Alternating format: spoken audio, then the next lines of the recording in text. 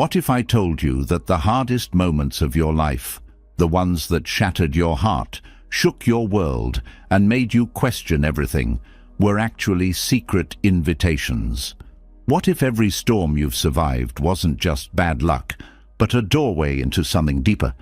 You're about to discover something ancient, something monks have whispered to each other on mountaintops and in silent forests for over 2,500 years. This isn't just advice. These are the survival codes of the human spirit, passed down from the Buddha himself, a man who faced fear, loss, hunger, and death, and still walked away smiling. This guide isn't here to hand you empty comfort. It's here to rebuild you from the inside out. Whether you're drowning in heartbreak, stuck in uncertainty, or just tired of pretending you're okay when you're not. These Buddhist lessons are about to show you how to turn pain into power and fear into wisdom. And the best part? You don't need to be a monk, a saint, or even a spiritual person to use this. You just need to be human, a human who's ready to stop fighting life and start dancing with it instead. So take a deep breath. What you're about to learn could change how you survive your storms, and maybe even how you see yourself forever. Let's begin. There comes a moment in every storm when you realize that holding on hurts more than letting go. That's where we begin. After all, what breaks us most in life is not the pain itself, but the way we cling to how life should be, even when life has already decided to be something else. This is where the heart of Buddhist wisdom opens its hands to us, offering a gift that feels strange at first, almost like an empty box. That gift is emptiness, or shunyata, a teaching so misunderstood that most people fear it before they even try to understand it. But the truth is, emptiness is not the absence of life.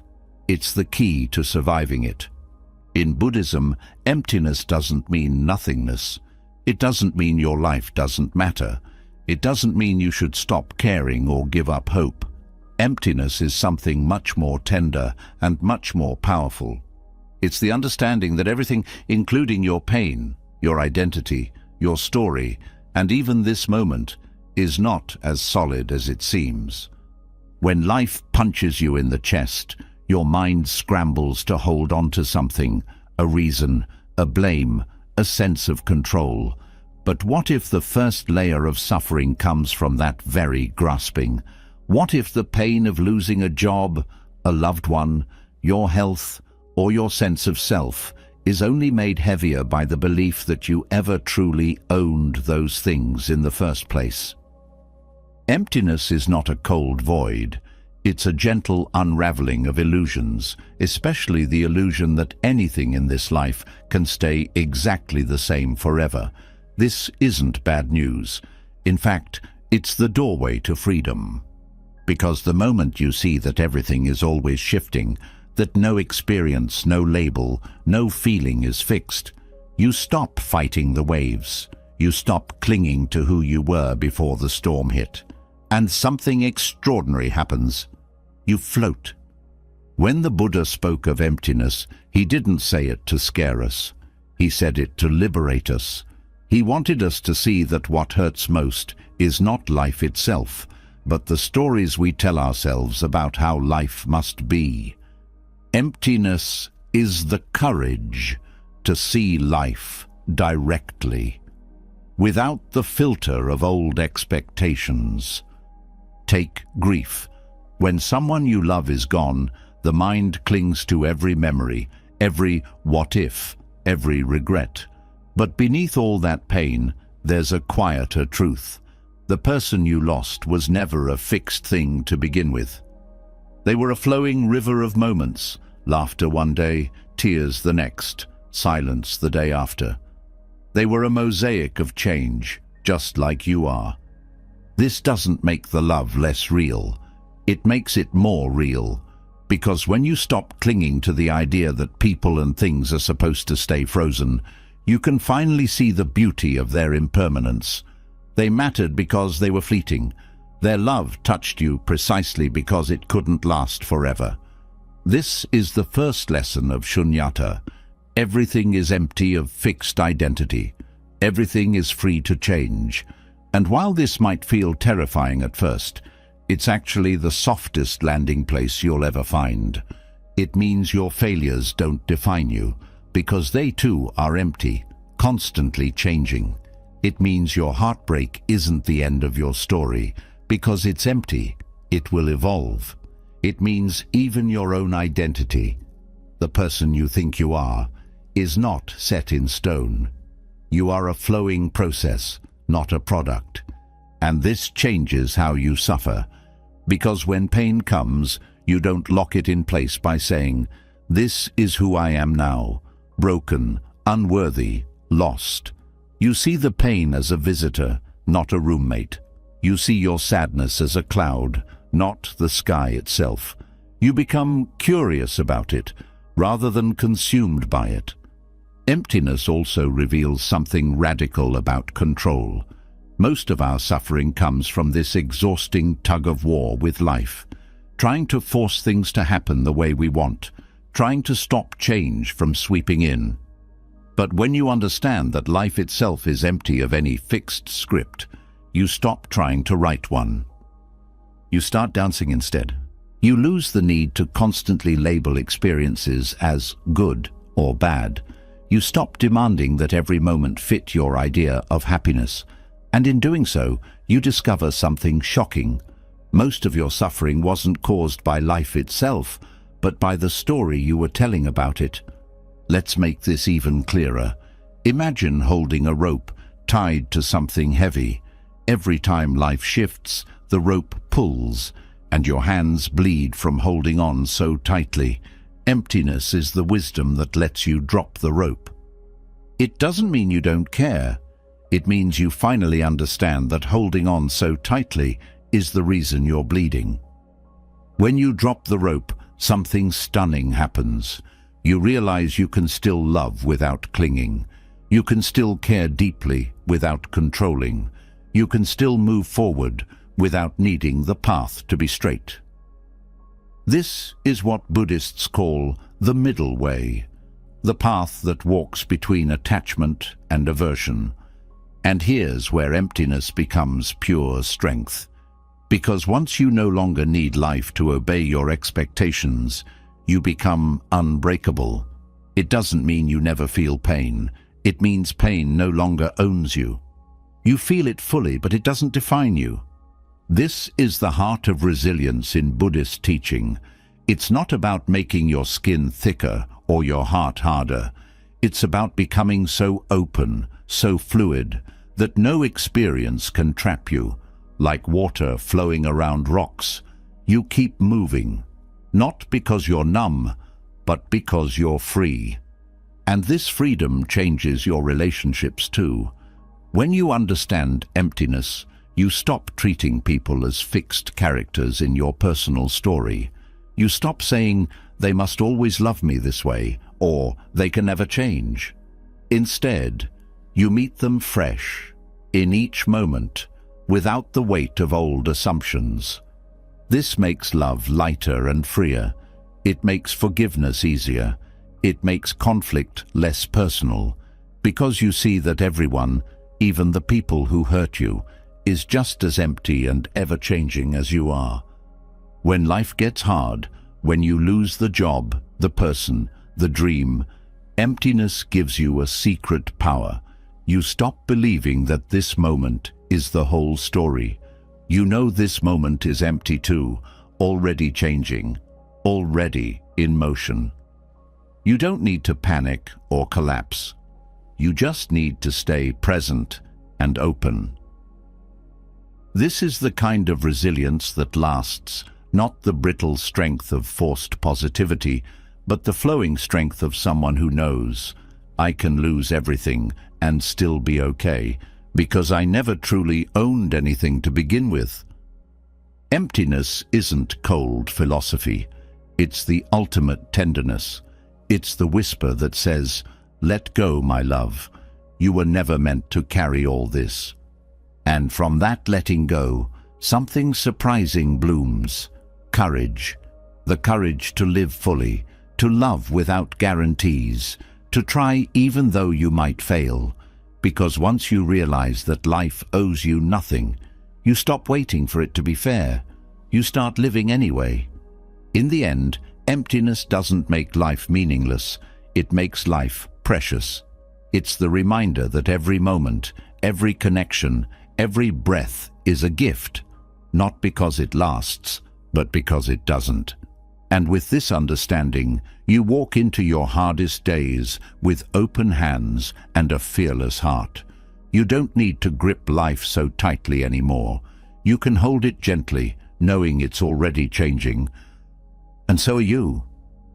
This is the strength of emptiness, the strength of someone who has nothing left to cling to, and is finally, beautifully free. If emptiness teaches that nothing has a fixed, unchanging identity, karma teaches why certain storms seem to find us no matter how fast we run. To understand one without the other is like holding a map, but not knowing which direction you're facing. Emptiness shows the map is fluid, but karma shows the terrain you are walking through right now was shaped long before this moment began. Karma is one of the most misunderstood words in the modern world. Some see it as punishment, like the universe is some angry schoolteacher waiting to slap your wrist for every mistake. Others think of it like a scoreboard, tallying points for good and bad deeds. Both are wrong. Karma is not a cosmic justice system. It's much simpler, much deeper, and far more personal. Karma means action, and more importantly, it means the ripples that flow from every action you've ever set into motion. Every thought you hold, every word you speak, every action you take, they all leave traces. These traces, like seeds scattered into the soil of your life, wait for the right conditions to bloom. Some bloom quickly. You yell at someone in anger and they yell back immediately. Others sink deep into the earth of your consciousness, resting for years or even lifetimes, until the right rain and sunlight awaken them. What you face today, the heartbreak, the loss, the struggle, may have roots not only in your childhood, but in lives you don't even remember. This isn't mystical punishment, it's simple cause and effect. But the beauty and the terror is that most of these causes were planted unconsciously. Every time you reacted without awareness, every time you grasped tightly out of fear, every time you turned away from compassion, you planted a seed. And because karma doesn't operate on human timelines, those seeds could bloom long after you've forgotten where they came from. This is why life sometimes feels so unfair. We forget the actions, but we live the effects. And because human memory is short, the mind creates a new story. This is happening to me, not because of me. We feel like victims of fate, not participants in it. But karma is not fate. Fate is something that happens to you. Karma is something that flows from you, whether you see it or not. When hardship arrives, Buddhist wisdom does not ask you to blame yourself or to collapse into guilt. Guilt is just another form of self-attachment. Instead, you are invited to wake up, to pause and ask, what seeds am I watering right now? Even if I can't see where this storm began, what am I feeding with my current thoughts, words, and actions? Am I adding fear to fear? Am I meeting anger with more anger? Or am I choosing to plant a different seed, even in this bitter soil? Karma doesn't mean every painful thing in your life is your fault. It means every painful thing is an opportunity to respond differently than you did before. This is how karmic cycles break, not through punishment, but through conscious response.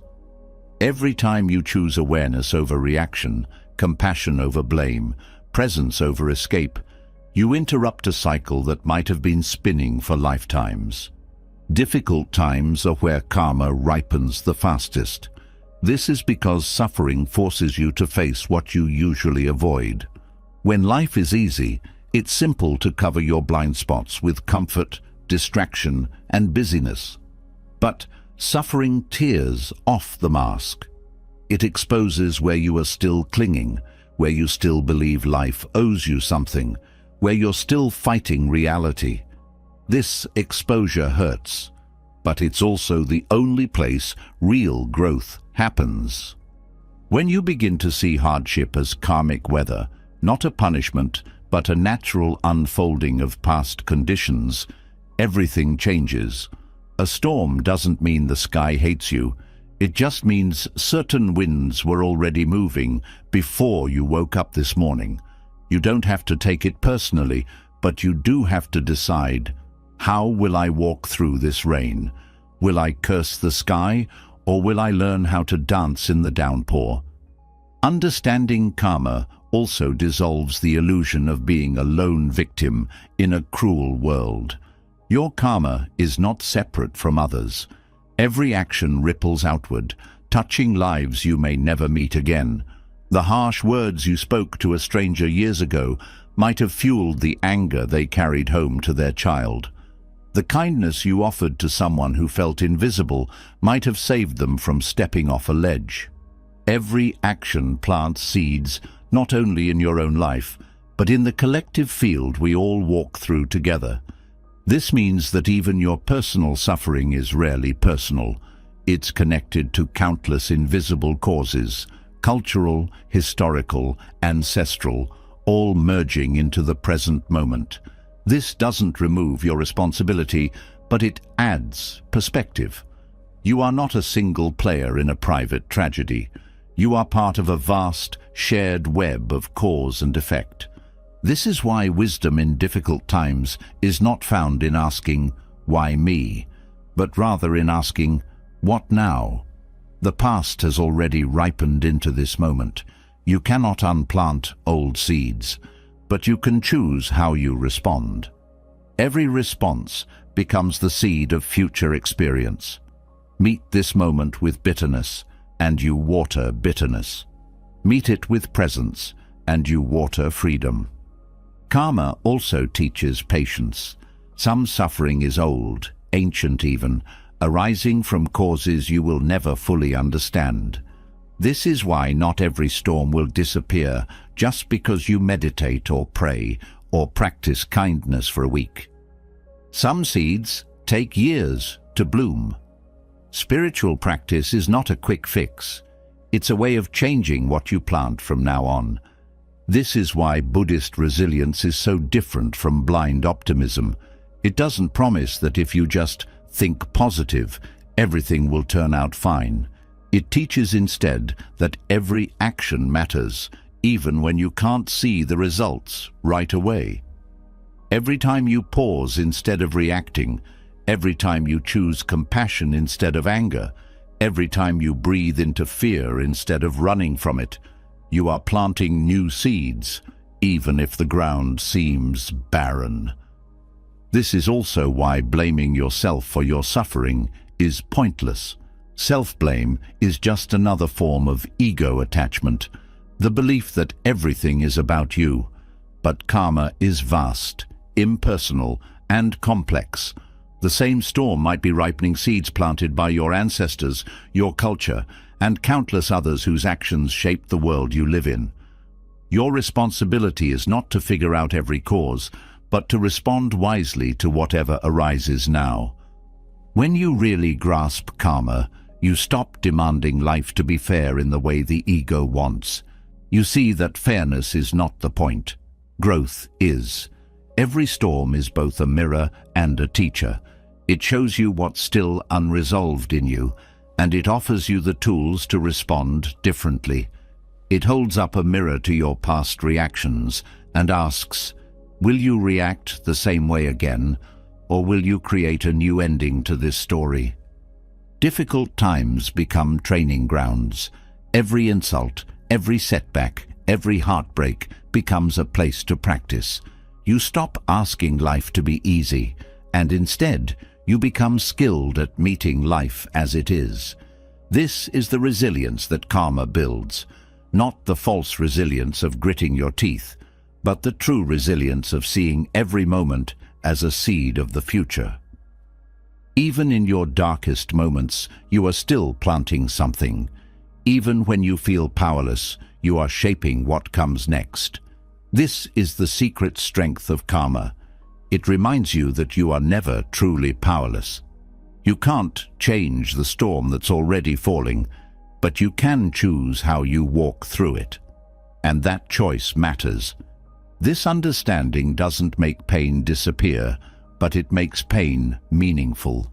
You stop seeing suffering as punishment and start seeing it as a teacher. You realize that every tear, every moment of doubt, every trembling breath in the night is part of your training. Training to respond with wisdom. Training to break cycles that might have trapped you for lifetimes. Training to leave the path clearer for those who walk after you. This is how karma becomes not just a law, but a path to freedom. Not a prison, but a doorway. And every time you walk through that doorway with awareness, you rewrite your future. If understanding karma opens your eyes to why life's storms arrive, the Bodhisattva path teaches you something even more radical, that these storms are not obstacles at all. They are your sacred ground. They are not just something to survive, they are something to serve. Every difficulty becomes a doorway, not just for your own growth, but for the healing of the entire world. This flips the entire logic of suffering upside down. Most people spend their lives trying to escape hardship as quickly as possible. The Bodhisattva does not run from suffering. The Bodhisattva steps toward it. Not because pain is holy or suffering itself is a prize, but because suffering is where compassion is born. Without touching suffering directly, the heart stays small. The self stays fragile. And the world remains divided between those who suffer and those who turn away. The Bodhisattva path is the ancient vow to never turn away, not from your own pain, and not from the pain of anyone else. This path is not about fixing everything, because you can't. It's about staying present with what hurts. Without running, without numbing, without closing your heart. This presence alone begins to dissolve the boundary between self and other, between my suffering and your suffering, until you see clearly, there is only suffering, and we're all responsible for each other's healing. This is not martyrdom. It's not about sacrificing yourself until you collapse. It's about understanding that your suffering and the suffering of the world are woven from the same thread. You are not separate from the collective pain. And so, every time you meet your own suffering with compassion, you are also healing the collective wound. Every time you refuse to turn away from your own heartbreak, you develop the strength to hold others through theirs. This changes everything, because it means even your hardest days are part of something greater than you. Your grief becomes training to sit beside someone else's grief. Your fear becomes the path to understanding the fear in others. Your confusion teaches you patience for the confusion of the world. Every personal storm becomes a gift you can eventually offer back, not in words or advice, but in the simple, powerful presence of someone who knows what it feels like to hurt and who doesn't flinch in the face of suffering. The Bodhisattva path reveals a hidden truth. Adversity is not the opposite of spiritual practice. It is the heart of spiritual practice. When life is easy, compassion is easy. When you have what you want, kindness flows effortlessly. But true compassion, the kind that can heal the world, is forged in the fire of not getting what you want. It is tested when life breaks apart and you are left with nothing but your raw humanity. If compassion can bloom there, in the soil of your own heartbreak, it can bloom anywhere. This is why the Bodhisattva sees every difficulty as sacred, not because pain itself is sacred, but because pain is where your heart breaks open, and an open heart is the only thing strong enough to hold this world as it is. The Bodhisattva does not pray for an easy life. The Bodhisattva prays for the courage to stay open no matter what life brings. This does not mean passively accepting injustice or abuse. Compassion is not weakness. In fact, the more you practice compassion through hardship, the clearer your boundaries become. When you meet your own suffering with love, you begin to understand that no one deserves to suffer unnecessarily, including yourself.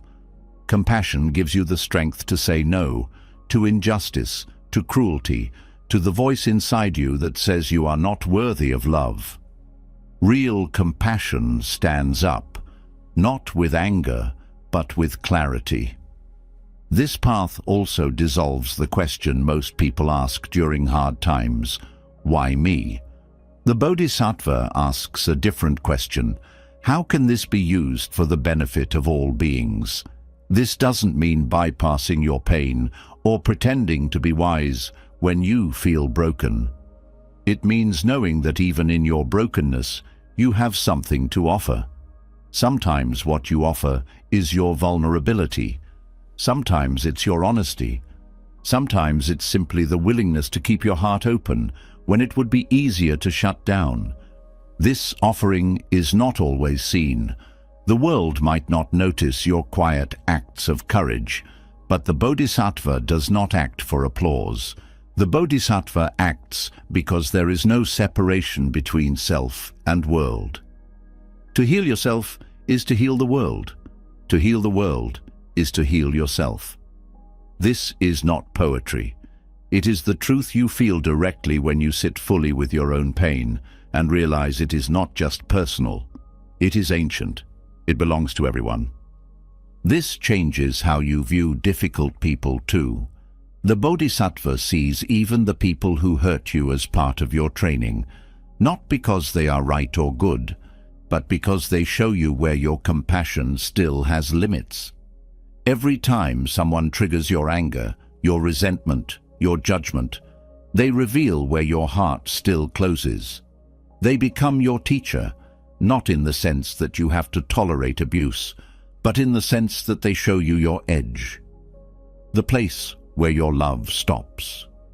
That's the place to work. This does not mean staying in harmful situations. Sometimes compassion means walking away. Sometimes it means fierce truth-telling. Sometimes it means protecting yourself so you can keep serving others without burning out. But even when you walk away with understanding. This person is suffering too. Hurt people hurt people. That does not excuse harm, but it explains it. And that understanding frees you from the prison of bitterness. The Bodhisattva path also transforms how you see failure. In this culture, failure is treated like poison, something to avoid at all costs. But in Buddhism, failure is sacred ground. Every time you fall apart, every time you lose your way, every time you break your own vows, you are given the chance to learn something real.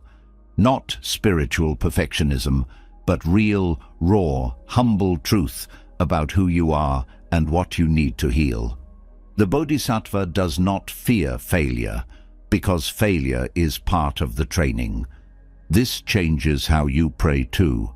Most prayers are requests for life to change, for pain to end, for something to arrive or disappear.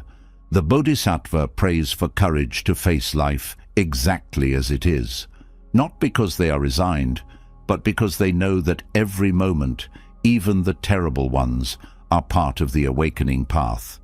Nothing is wasted. Nothing is outside the path. Even hopelessness becomes part of the path.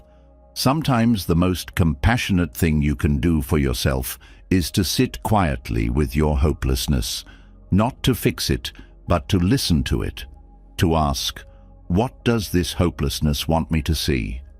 Maybe it wants you to see that you've been carrying the weight of the world alone. Maybe it wants you to see that you've been running from your own needs. Maybe it wants you to remember that you are not the savior of the world. You are just one human heart, doing your best. This humility is powerful.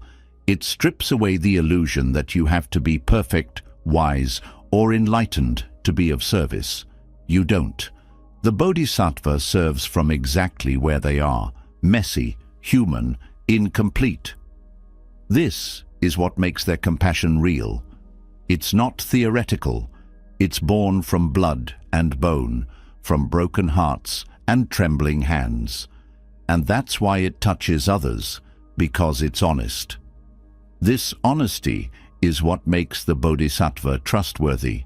When people see that you're not pretending to have it all together, when they see you standing in the fire without flinching or faking, they trust you. Your presence becomes medicine, not because you have all the answers, but because you have the courage to stay. And in the end, that's all anyone really needs. Someone who is willing to stay present with pain, stay present with joy, stay present with the messy, complicated truth of being human. This is the deepest gift of the Bodhisattva path. It teaches you how to stay awake in the middle of the storm, and not just for yourself, but for everyone who walks beside you. Because the world does not need more perfect people. It needs more present people. People who are willing to love in the middle of fear. People who are willing to forgive while they are still grieving. People who are willing to show up even when they have nothing to offer but their broken, open heart. That is the heart of the Bodhisattva. That is how adversity becomes a path. That is how you transform pain into love, not just for yourself, but for all beings everywhere. Even the Bodhisattva, standing firm in the heart of life's storms, needs a compass. Compassion alone does not erase confusion. Courage alone does not provide direction. And in the chaos of personal and collective crisis, when everything feels too fast, too raw, and too uncertain, clarity becomes priceless. This is where the Buddha's very first teaching arrives, not as abstract philosophy, but as a survival map for the human spirit. The Four Noble Truths are often presented as ancient doctrine, but they were never meant to sit on shelves or inside temple walls. They were designed for times exactly like these, times when the ground disappears beneath your feet and the future looks impossible to predict. They are not just truths to believe. They are steps to follow when you don't know where to step next. They do not remove suffering. They teach you how to walk through it without losing yourself. The first truth lands like cold water on the skin. It does not soften the message or hide reality behind comforting lies. The first truth says, there is suffering, not as a punishment, not because you failed at life, not because something is wrong with you. Suffering exists because to be human is to live in a world that constantly changes, a world where what you love can disappear and what you fear can come closer than you ever wanted. This truth is not cruelty. It is compassion at its sharpest point. When you see suffering as part of life's natural fabric, you stop treating it like a mistake that needs to be erased. You stop asking life to be something it can never be, perfectly safe, perfectly fair, perfectly predictable. This doesn't mean giving up hope. It means learning to replace false hope with real resilience. False hope says if you do everything right, nothing bad will happen. Real resilience says, even if everything falls apart, you will still have the capacity to respond with wisdom and courage. The first noble truth removes the illusion that life owes you comfort, but in doing so, it offers a deeper comfort, the comfort of truth itself, the comfort of no longer needing to resist reality, The second truth doesn't just explain suffering. It points directly at why suffering deepens into misery. Suffering happens because life changes, but misery happens because the mind clings. It clings to comfort. It clings to identity. It clings to people staying exactly as they were. It clings to the belief that life should follow your plans.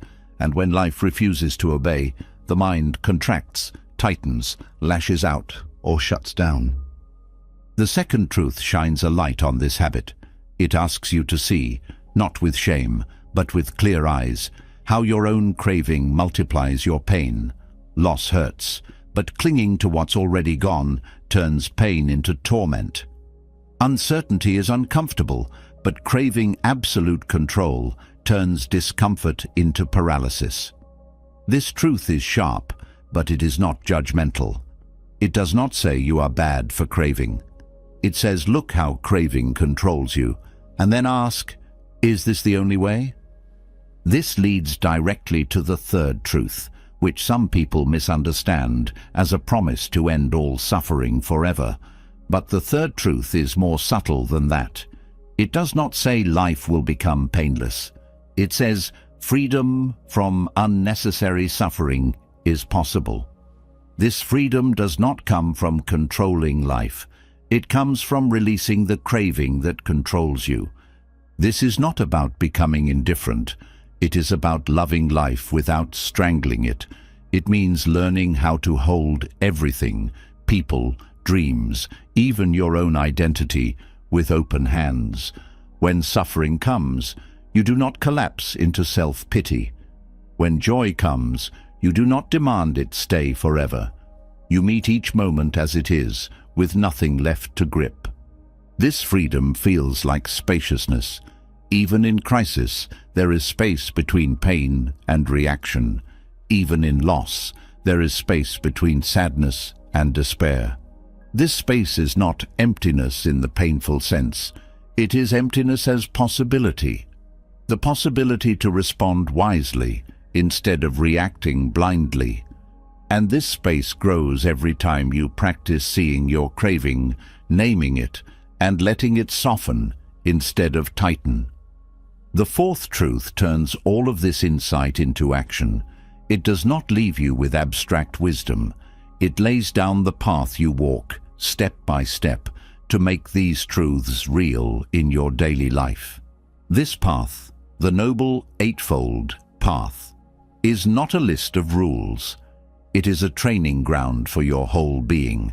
It trains your view, your thoughts, your words, your actions, your work, your effort, your focus, and your heart itself. Right view is the wisdom to see that everything is interconnected and impermanent. In crisis, right view reminds you that no matter how isolated you feel, your pain is not personal. It arises from countless conditions, many outside your control. This releases the toxic belief that suffering means you failed. Right view replaces self-blame with humility, the humility to know you are part of something larger than your personal story. Right intention is the willingness to meet each moment, even the hard ones, with compassion instead of self-protection. In crisis, this means refusing to let fear harden your heart. It means even when you are afraid, you choose to cause no harm, neither to yourself nor to others. This intention becomes your inner compass when everything outside feels chaotic. Right speech means, in crisis, you choose your words carefully, because words can either stabilize the storm or make it worse. You don't suppress your truth, but you speak it with care, knowing that every word plants a seed. Right action means, even in pain, you act with integrity. You don't use suffering as an excuse to abandon your values. Even when no one is watching, you choose kindness over cruelty, honesty over lies. Right livelihood means you examine not only what you do for work, but how you contribute to the world, especially in crisis. Are you adding to the collective fear or helping calm it? Are you exploiting others' fear or offering something real. Right effort means you don't numb out or give up, but you also don't force yourself to solve everything overnight. You stay with what's real, step by step, without drowning in overwhelm. Right mindfulness means you do not abandon your body or your breath. In crisis, it's easy to live entirely in the mind, spinning stories, predicting disasters. Right mindfulness brings you back to now, to this breath, this sensation, this moment. This grounds you when everything feels unstable. Right concentration means even in the storm, you cultivate inner stillness, not by suppressing thoughts, but by focusing your attention on what is steady, your breath, your body, your core values.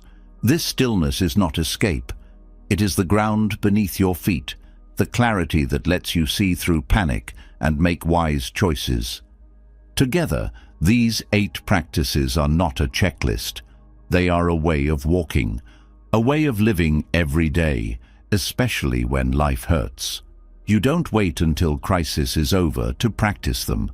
You practice them in the middle of the storm, even when you feel weak, even when your heart shakes. This path does not promise you won't suffer. It promises you will suffer wisely. It promises that suffering will not be wasted. It will become your teacher, your training ground, your offering back to the world. Every step you walk with awareness becomes a blessing to those who come after you, because your courage to meet your suffering with wisdom makes it easier for others to do the same. The 4 Noble Truths are not abstract.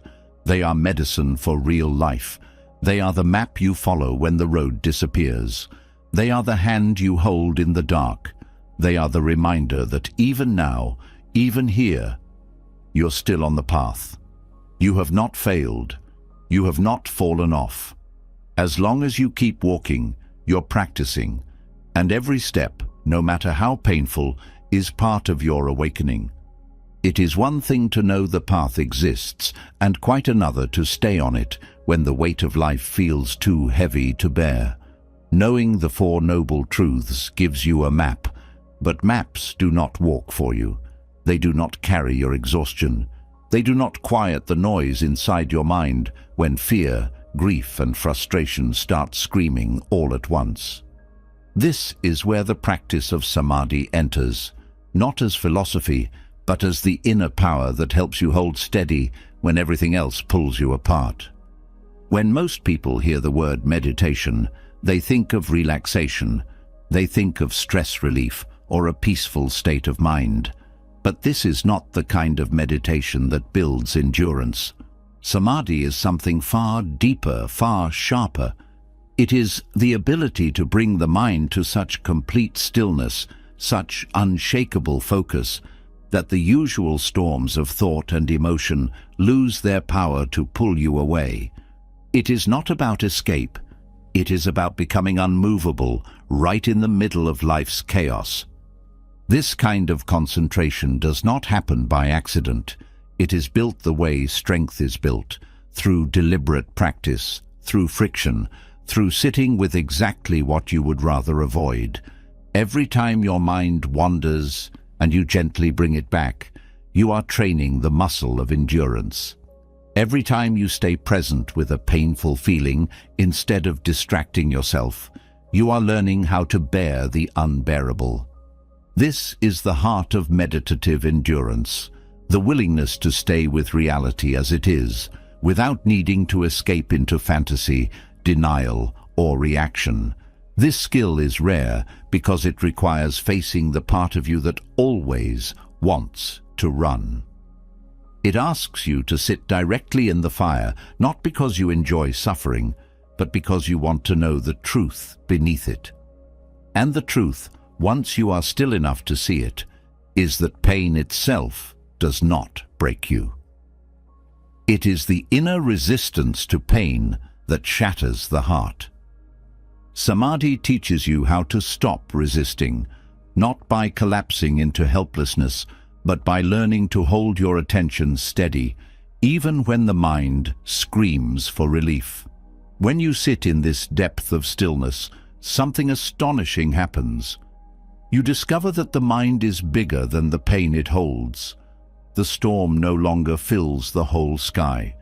It becomes a passing cloud, and beneath it, the ground of your awareness remains unshaken. This unshaken awareness is not cold detachment. It is warm presence, the kind of presence that can hold grief without drowning, that can hold fear without panicking, that can hold anger without exploding. It is not suppression, it is containment, the ability to hold energy without needing to discharge it right away. This containment gives you time to choose how you will respond, to choose what kind of person you will become under pressure. Without this kind of inner stillness, suffering triggers endless chain reactions. Pain turns into panic. Panic turns into blame. Blame turns into destructive action. And suddenly, you are not only suffering, you are creating new suffering for yourself and others. Samadhi breaks this chain. It creates a pause, a space between what happens and how you respond. In that space lives your freedom. This is why Samadhi is called a power, not just a practice. It gives you control over your own attention, and attention is the doorway to everything else. Without control over attention, you cannot choose what to focus on. You cannot see reality clearly. You are dragged by every impulse, every craving, every fear. With strong samadhi, you gain the strength to decide where your mind will rest, even in the middle of pain, even when the world is falling apart. This is not magic, it is training. Just as a runner trains to build endurance mile after mile, you train your mind by sitting down day after day and facing yourself with honesty. Sometimes your mind will fight. Sometimes it will beg to escape into distraction. Sometimes it will create stories so convincing you forget they are stories. The training is to see through all of it, to stay with the simple reality of breath, body, and awareness itself. Over time, this steadiness becomes part of you. It follows you off the cushion and into your life. In arguments, you notice the impulse to speak in anger, but you do not act on it. In fear, you notice the tightening in your chest, but you do not run. In loss, you notice the ache of grief, but you allow it to pass through without collapsing. This is the gift of meditative endurance, the ability to feel everything without being possessed by any of it. This steadiness also reshapes your sense of time. When suffering arrives, the mind panics, not just because the pain is intense, but because it projects the pain into the future. It believes this moment will last forever. Samadhi interrupts that belief. It brings you back to just this breath, just this moment, and reminds you, no feeling is final. This direct knowing dissolves despair, because despair thrives on the belief that suffering is endless.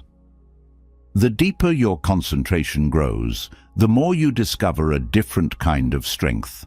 A strength that does not come from willpower or control, but from allowing everything to rise and fall without clinging to any of it.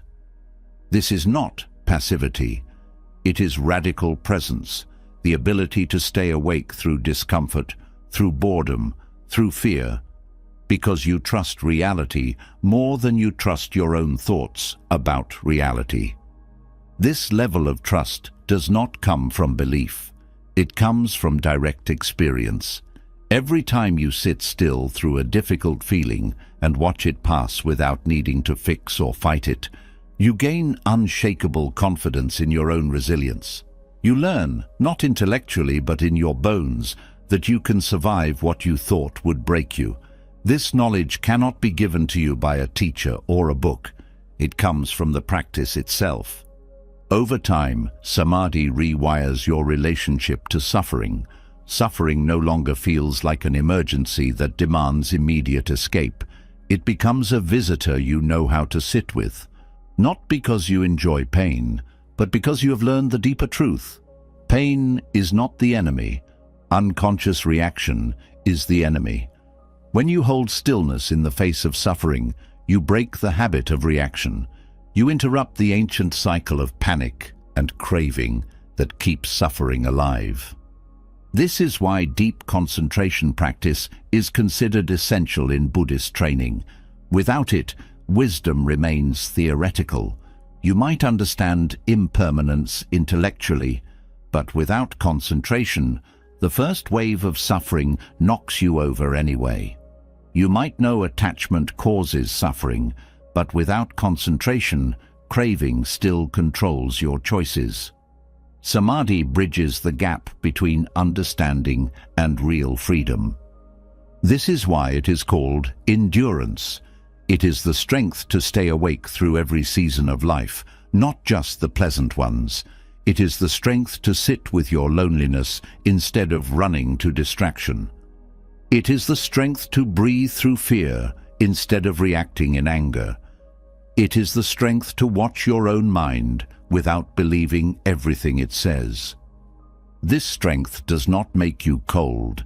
In fact, it makes you more tender, because the more you see your own suffering clearly, the more you understand the suffering of others. The same stillness that holds your pain also holds compassion. Not because you force yourself to feel kind, but because stillness itself reveals the shared human heart. Without strong samadhi, compassion burns out. You care for others until your own pain overwhelms you. With samadhi, compassion grows deeper because your own pain no longer frightens you. You have seen its nature. You know it rises and falls. You know it cannot destroy the mind that sees it clearly. This fearlessness allows you to sit with the suffering of the world without drowning in it. In the end, meditative endurance is not about becoming a perfect meditator. It is about becoming a human being who can stay present no matter what comes. It is about learning to trust your own awareness more than your fears.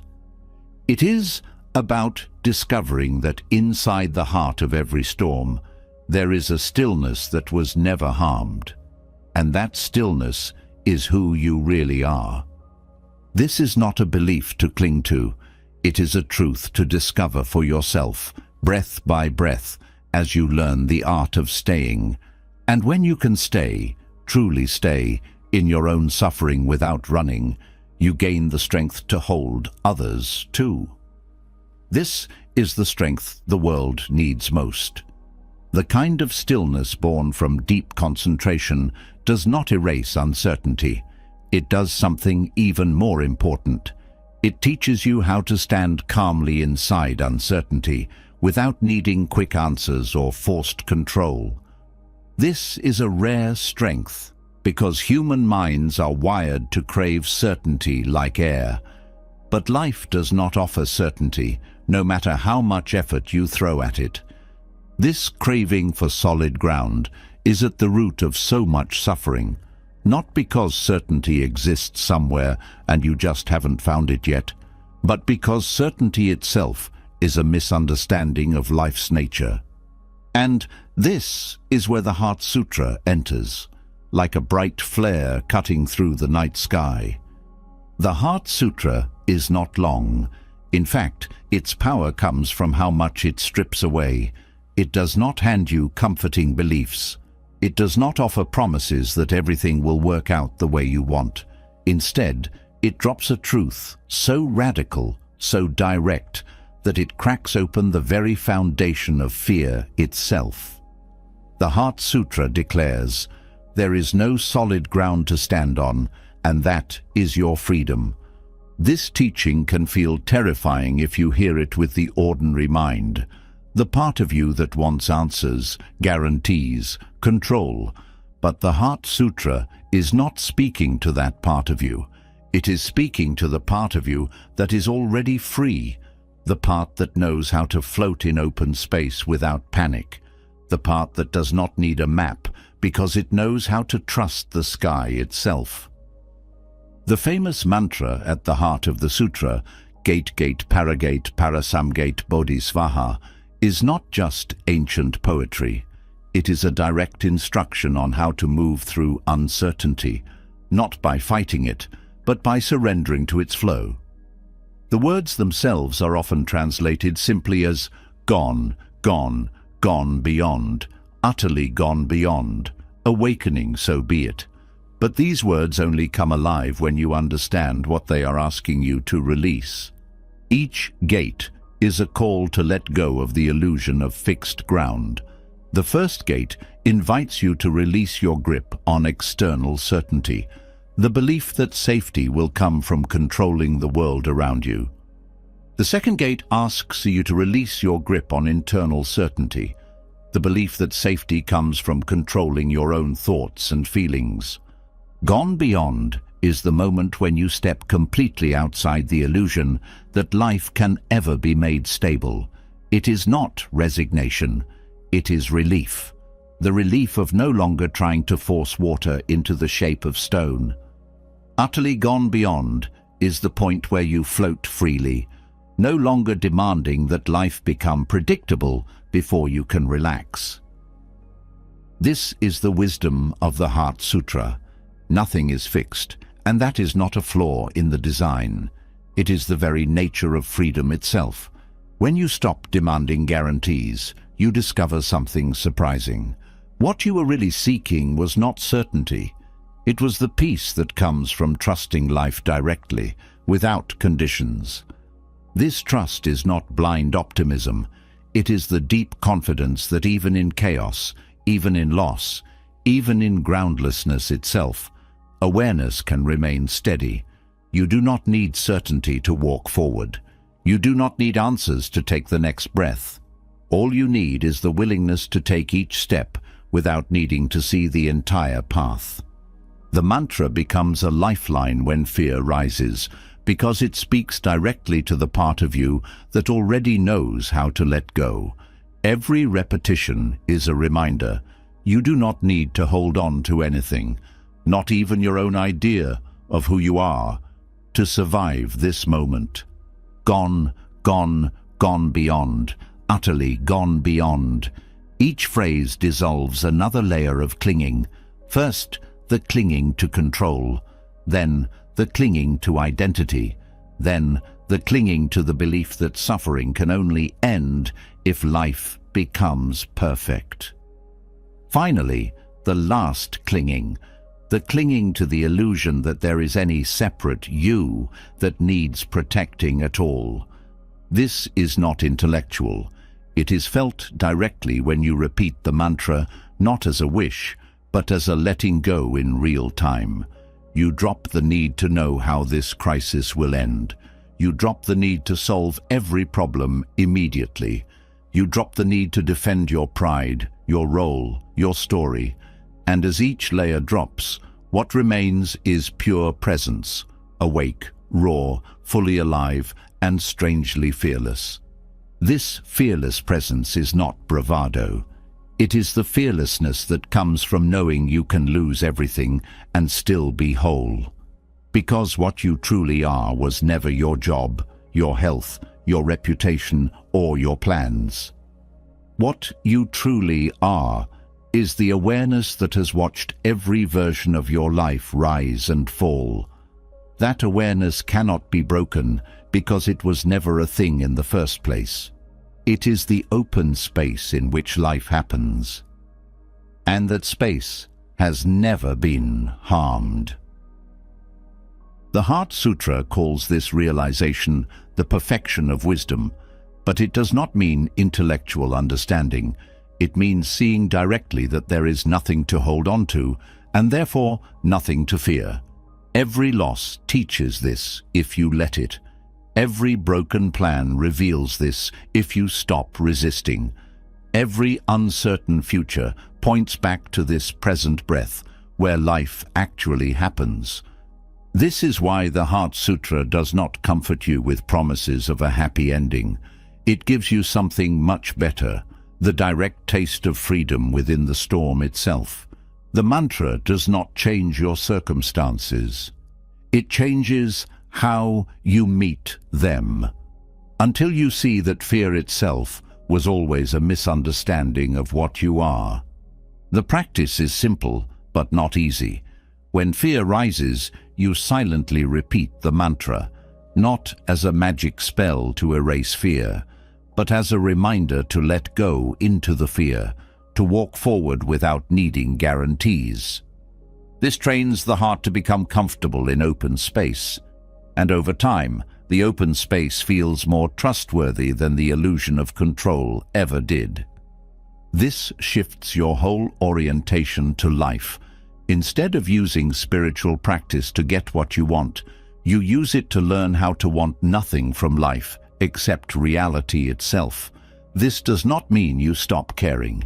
It means you stop bargaining with life. You no longer say, "I'll be okay only if things go my way." You say, "I'll be okay because I no longer need life to go my way." That is ultimate freedom, and it is available not after the storm, but right in the middle of it. The mantra is a doorway, and every time you walk through it, you remember, this moment, even this one, is workable. Not because it's comfortable, but because you are no longer demanding comfort before you allow yourself to trust life. Over time, this practice changes your relationship with uncertainty itself. You stop seeing it as a threat. You start seeing it as the creative space where all new things are born. Certainty is a closed room, no air, no possibility, no mystery. Uncertainty is a wide open field, and though walking through it takes courage, it also offers freedom that certainty could never give. This is the gift of the Heart Sutra. It does not erase the unknown. It teaches you how to stand in the unknown with an open heart. It shows you that every time you let go, what you find is not emptiness in the painful sense. It is emptiness as infinite space, emptiness as the freedom to meet life exactly as it comes. This is the power of a mantra that millions have whispered through wars, losses, and personal collapse. They did not whisper it to escape life. They whispered it to remember how to stay awake inside life without needing to know how the story ends. They whispered it to remind themselves that there is no solid ground, and that is what makes life sacred. That same mantra is in your hands now. The storm you are facing is your personal doorway into the wisdom countless ancestors walked before you. Their courage lives in these words. Their steadiness is your inheritance. Every breath you take while silently repeating the mantra adds your own courage to the stream. This is how lineage works, not through blood, but through shared courage. And every time you meet uncertainty with presence, you add your voice to the ancient chorus that has always said, "Gone, gone, gone, beyond."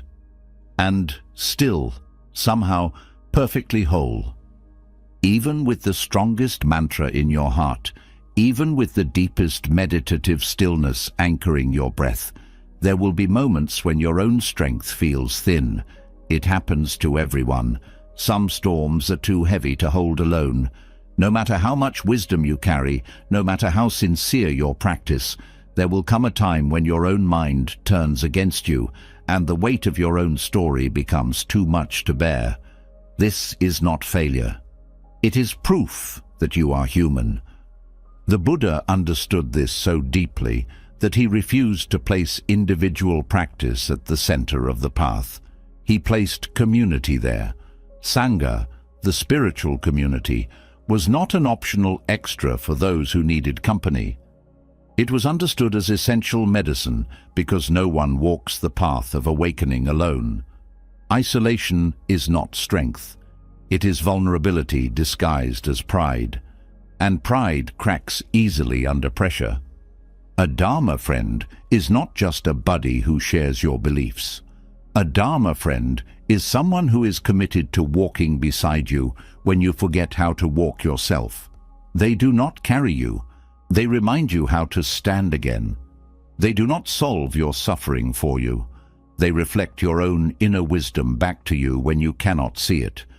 This reflection is precious because the human mind is a hall of mirrors, and in crisis, it is nearly impossible to see yourself clearly without help. But not every friend can do this. Ordinary friendship is often built on comfort, shared opinions, or the desire to feel good. Dharma friendship is built on ethical commitment, the agreement that both of you are here to help each other wake up, not to entertain each other or soothe each other's egos. This makes Dharma friendship fierce love, the kind of love that holds up a mirror when you want to hide, the kind of love that stays when you want to run. This kind of friendship requires mutual commitment to truth, not truth as personal opinion, but truth as the willingness to see things as they are, even when it's uncomfortable, even when it hurts. When you're lost in self-pity, a Dharma friend does not offer shallow comfort. They offer clarity. They remind you of the impermanence you forgot. They name the craving that is driving your suffering. They help you see that even in pain, you still have choice. The choice to meet this moment with awareness or with reaction. This honesty can feel sharp if you are used to friendships built on mutual avoidance. Many friendships crumble under the pressure of crisis because they were built on shared illusions. The illusion that life can be controlled, the illusion that comfort is more important than truth, the illusion that honesty can be sacrificed to preserve harmony. But Dharma friendships are built for storm weather. They are forged in the understanding that the whole point of spiritual friendship is to wake up together, even if it hurts. This does not mean Dharma friends are harsh. It means they care too much to lie to you. They care too much to let you stay asleep when you could open your eyes. And they expect the same from you. This mutual responsibility creates a bond that is rare in this world, because it is not based on convenience or entertainment. It is based on the shared vow to walk the path no matter what comes. Dharma friendships also dissolve the poison of shame. When you suffer in isolation, the mind quickly creates stories. Stories that you are broken, that no one else struggles like you do, that real practitioners do not fall apart like this. But in honest spiritual friendship, you hear the truth. Everyone falls apart. Everyone doubts. Everyone forgets. Everyone collapses under the weight of their own fear sometimes. The difference is whether you have someone who will sit beside you until you remember your own strength. This is why the Buddha said, Sangha is not just important. It is one of the three jewels, one of the central refugees that protect the heart on the path. Without Sangha, even the clearest teachings can become distorted by the mind's endless ability to twist wisdom into self-judgment. Without Dharma friends, you lose the precious mirror that shows you your blind spots, the places where you are still clinging, still hiding, still trying to manipulate life to fit your expectations. A true Dharma friend does not judge these blind spots. They shine light on them with love, because they know the same blind spots live in them too. This shared vulnerability creates the conditions for deep trust, the kind of trust that does not collapse when you show your darkest self. In a world where most people only present their polished surface, this kind of raw honesty is medicine for the soul. Ethical friendship also means holding each other to the highest standard of integrity, especially when life gets hard. In crisis, it is easy to justify cutting corners, saying cruel words because you're in pain, abandoning your practice because life feels unfair, blaming others instead of looking inward. A Dharma friend does not allow you to shrink like this.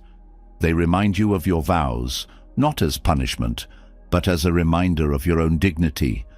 This accountability is not control. It is love. It is the kind of love that says, I see you as bigger than this moment. I see the wisdom in you, even when you forget it yourself. I know you are capable of meeting this storm with courage, because I have seen you do it before, and I will sit with you until you remember how to do it again. This is why Dharma friendship is not built quickly. It is forged over time, through shared practice, through shared silence, through the courage to tell each other the truth. It grows strongest when life breaks apart, because that is when the depth of the bond is tested. Anyone can be kind when life is easy. A real Dharma friend stays when life burns. This kind of friendship also protects you from spiritual isolation, the belief that your practice is only about your own awakening. The Buddha's path was never solitary. Even after his enlightenment, he sought companions, because awakening is not personal property. It is collective liberation. Every time you sit with your own suffering instead of projecting it onto others, you make the world a little gentler. Every time you help a Dharma friend return to their own wisdom, you lighten the collective load. In crisis, this collective aspect becomes even more essential. Personal suffering often blinds you to the suffering of others. But when you are held in the arms of real community, you remember that your pain is not private. It is shared. And every step you take toward clarity benefits everyone around you. Not because you are teaching them, but because your presence itself becomes a refuge. This is why finding or building Sangha is not optional for deep practice. Without Sangha, you become lost in your own mind. With Sangha, you become part of something larger than yourself, a living stream of support, accountability, honesty, and shared courage.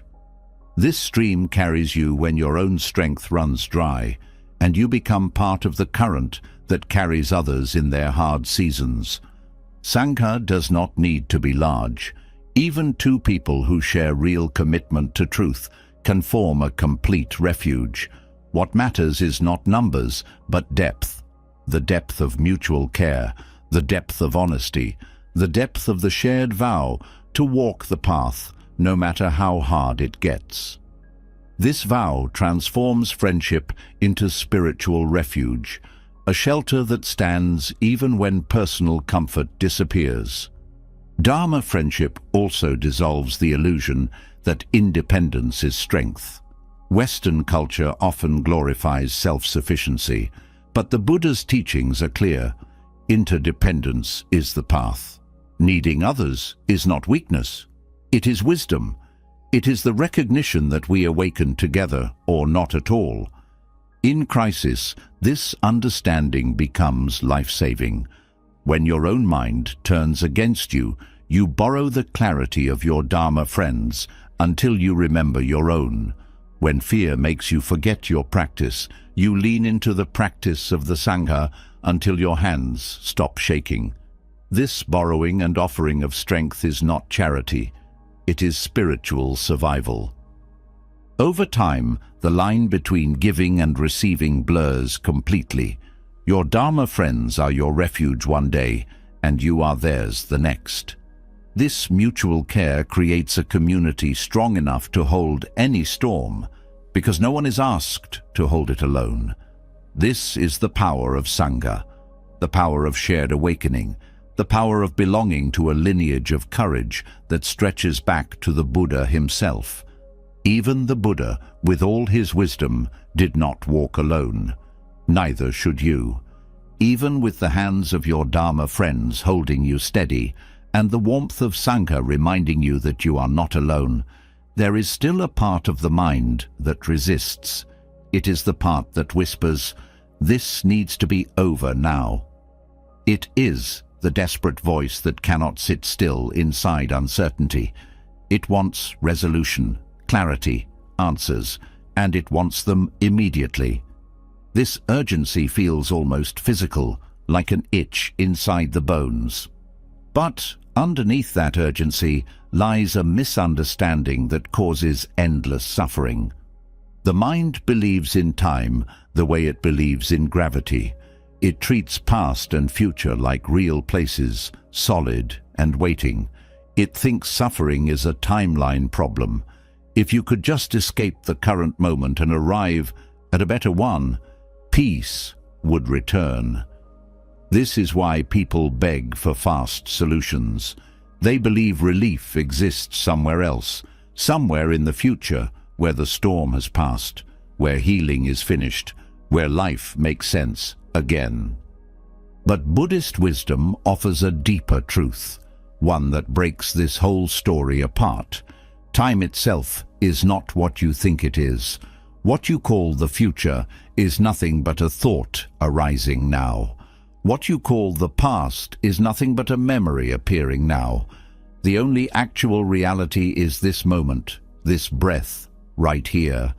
Everything else is a projection, a habit of mind confusing thoughts for reality. This matters in crisis because urgency feeds on time. The more you believe peace exists in the future, the more desperate you become to get there faster. Every spiritual bypass, every unhealthy shortcut, every desperate grab for relief comes from this core illusion, the belief that healing is somewhere else, sometime later. But healing does not happen in the future. Healing only happens now, and now does not belong to time. This is what Buddhist temporal philosophy reveals. Time is not a river you float down. It is a mental construction. The past is already gone. The future has never existed. The only thing that ever happens happens now. And this now is not the product of the past or the seed of the future. It is a fresh arising, moment after moment. Understanding this dismantles urgency at the root. If there is no future to rush toward, what is the hurry? If every healing, every insight, every breakthrough can only happen in the space of now, then what use is running? The race itself was a misunderstanding.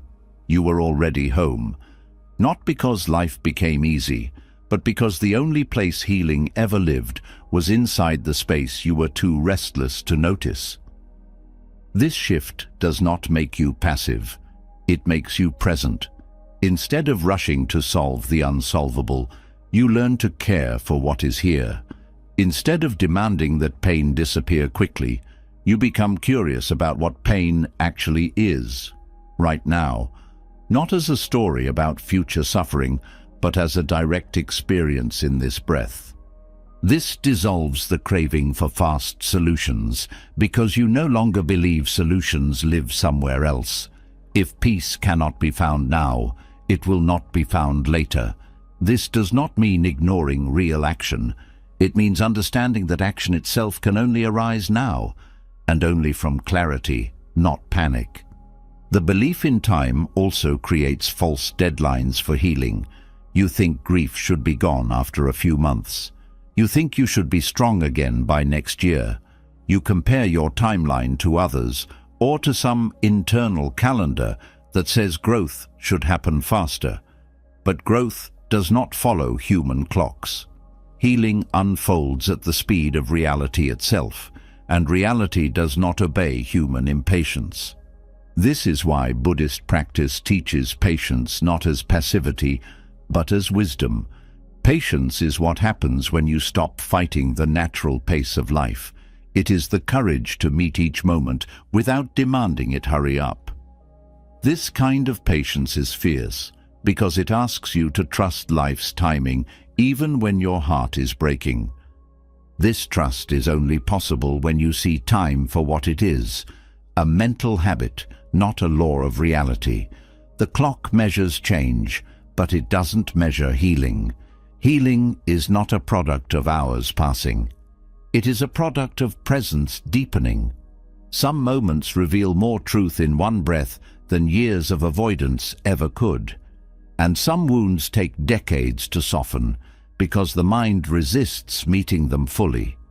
When you understand time this way, you stop bargaining with reality. You stop saying, "I'll be okay if this is over by next month."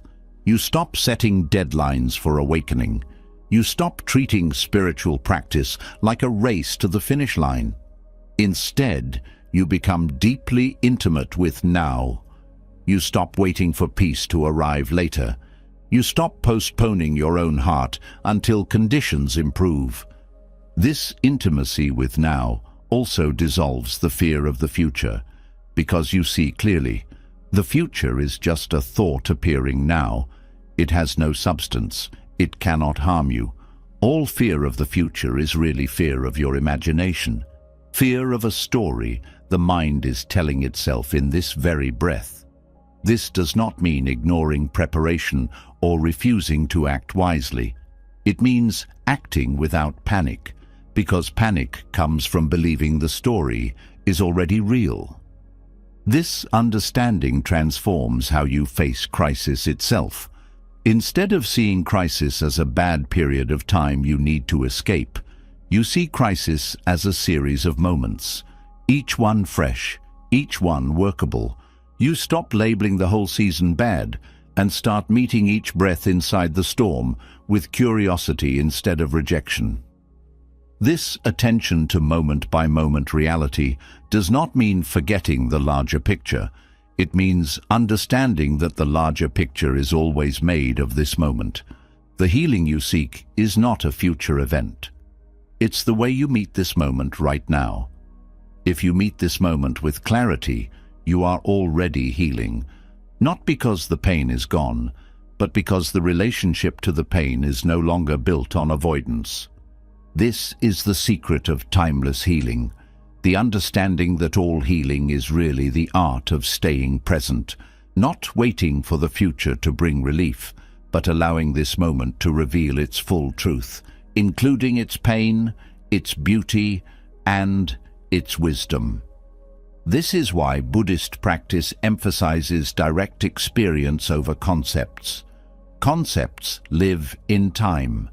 Experience only happens now. The craving to fix everything quickly comes from forgetting this. It comes from believing that peace lives in some future you have not reached. This belief turns every moment into a means to an end, something to rush through on the way to something better. But Buddhist wisdom asks you to reverse this completely. It asks you to treat this moment as the destination itself. Even if this moment hurts, it is still the only doorway to freedom. Avoiding it only postpones the meeting you will eventually have to face. This is why rushing never works. Healing cannot be forced. Insight cannot be scheduled. And wisdom does not arrive faster because you demand it. Wisdom arrives when you stop running away from now. This transforms even the idea of progress. The mind thinks progress means moving forward in time, but spiritual progress means deepening presence in this moment.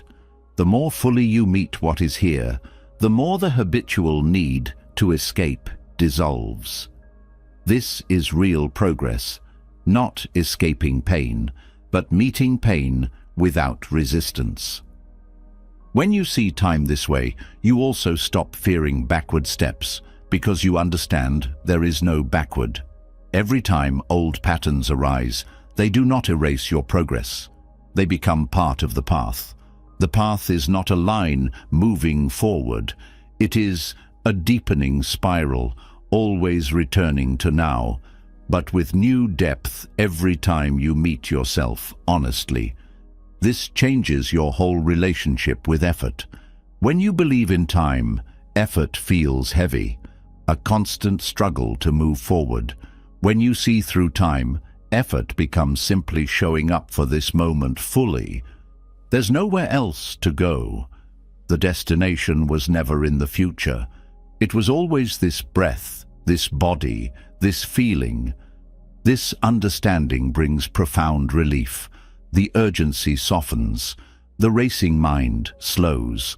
The body relaxes into the trust that nothing needs to be forced. This trust does not come from blind faith. It comes from seeing directly. Time is only a thought, and the freedom you seek has always been hiding inside this moment. you were too busy to fully enter. This is the freedom Buddhist teachers describe as the end of becoming, the moment when you stop waiting to become someone else in the future and instead meet yourself completely now. In that meeting, healing happens. Not later, but now. Not as an escape from now, but as the natural unfolding of presence itself. This is the invitation. Let go of rushing. Let go of fixing. Let go of trying to outrun your own heart. Come back to the only place healing ever lived. Here, now, in the silence beneath every craving. When the urgency to fix everything softens and the mind no longer races to escape the present, something else rises to the surface. Your voice. The words you speak when life breaks apart carry power far greater than most people realize.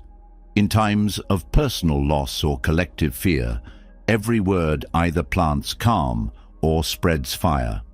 There is no neutral speech when the air itself is trembling, and this is why the Buddha placed right speech directly on the Noble Eightfold Path.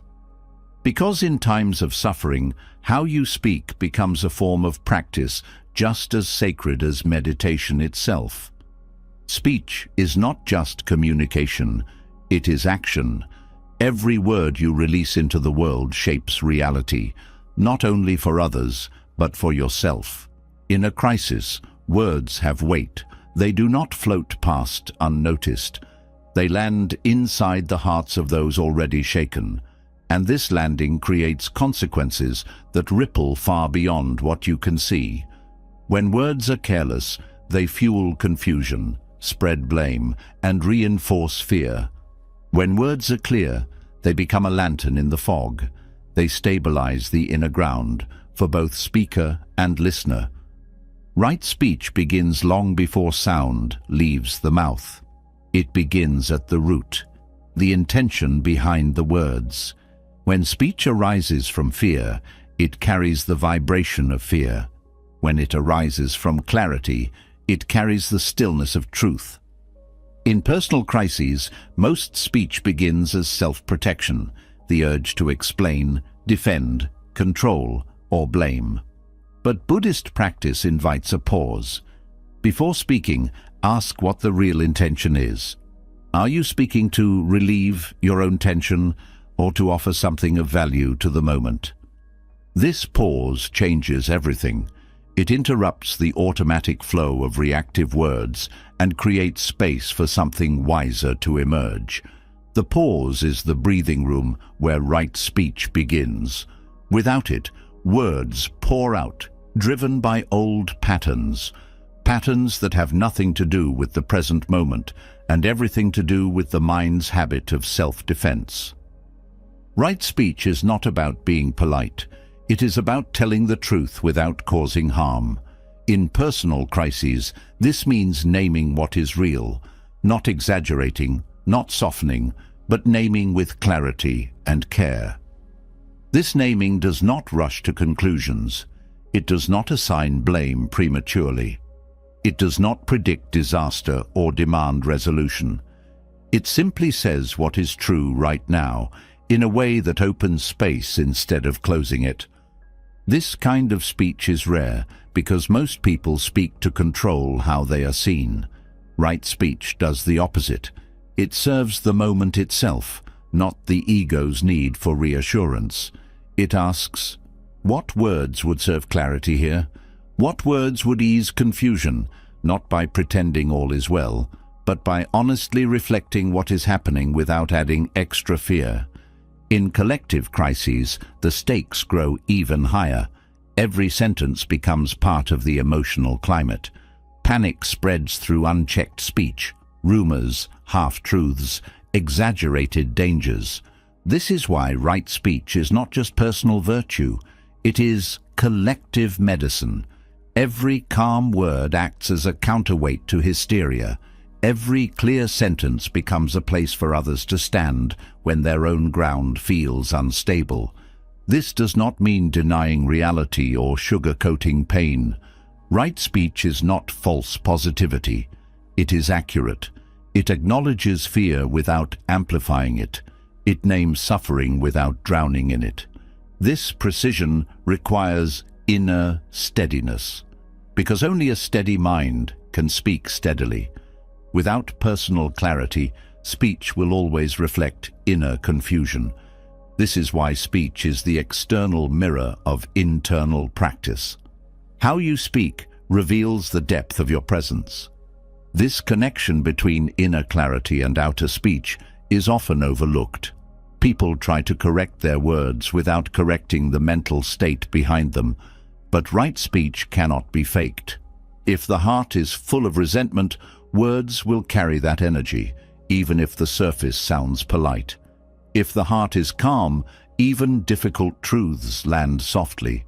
This is why right speech begins with inner honesty, the willingness to see your own fear, your own bias, your own desire to control.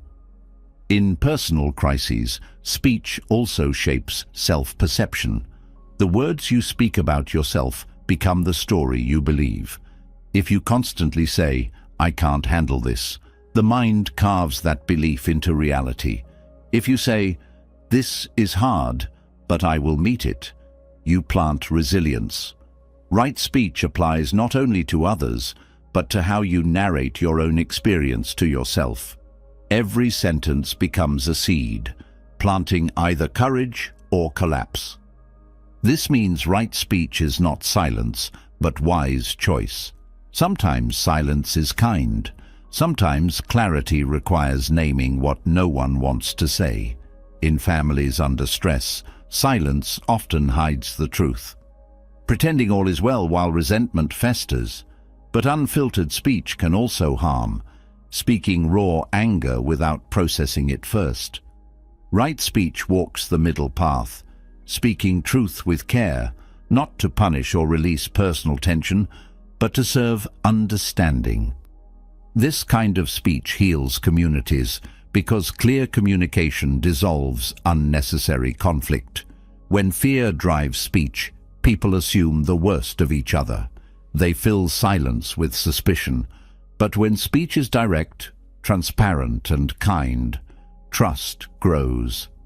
Even hard truths can build connection when spoken from clarity, because people sense the difference between speech that aims to blame and speech that aims to understand. This is why right speech is a practice of responsibility. In times of crisis, your words do not belong only to you. They belong to the collective field. Each word contributes to either calm or confusion. This responsibility is not heavy. It is empowering because it means you always have the power to contribute peace. Even in chaos, even when fear rises, you can choose words that stabilize rather than inflame. This responsibility also applies to what you consume. Right speech is not only what you say, but what you choose to listen to and share. In times of crisis, gossip is poison. Spreading unverified fear, even with good intentions, adds to collective suffering. Right speech includes the discipline to pause before sharing, to ask, does this serve clarity or does this spread fear? Is this helpful or does this only add noise? This discipline applies equally to online speech. Social media is a fire that burns faster than anything ancient practitioners could have imagined. Every post, every comment, every headline you repeat shapes collective reality. Right speech online requires even greater care because written words lose tone and misunderstanding multiplies. This is why right speech in modern times includes restraint. The ability to leave some things unsaid when saying them would only feed division. But restraint does not mean silence in the face of harm. Right speech is also courageous. When injustice rises, right speech names it, not with hatred, but with clear truth. Right speech does not hide behind politeness when lives are at stake. It tells the truth with love, even when the truth is hard to hear. This balance, truth and love together, is what makes right speech a spiritual force.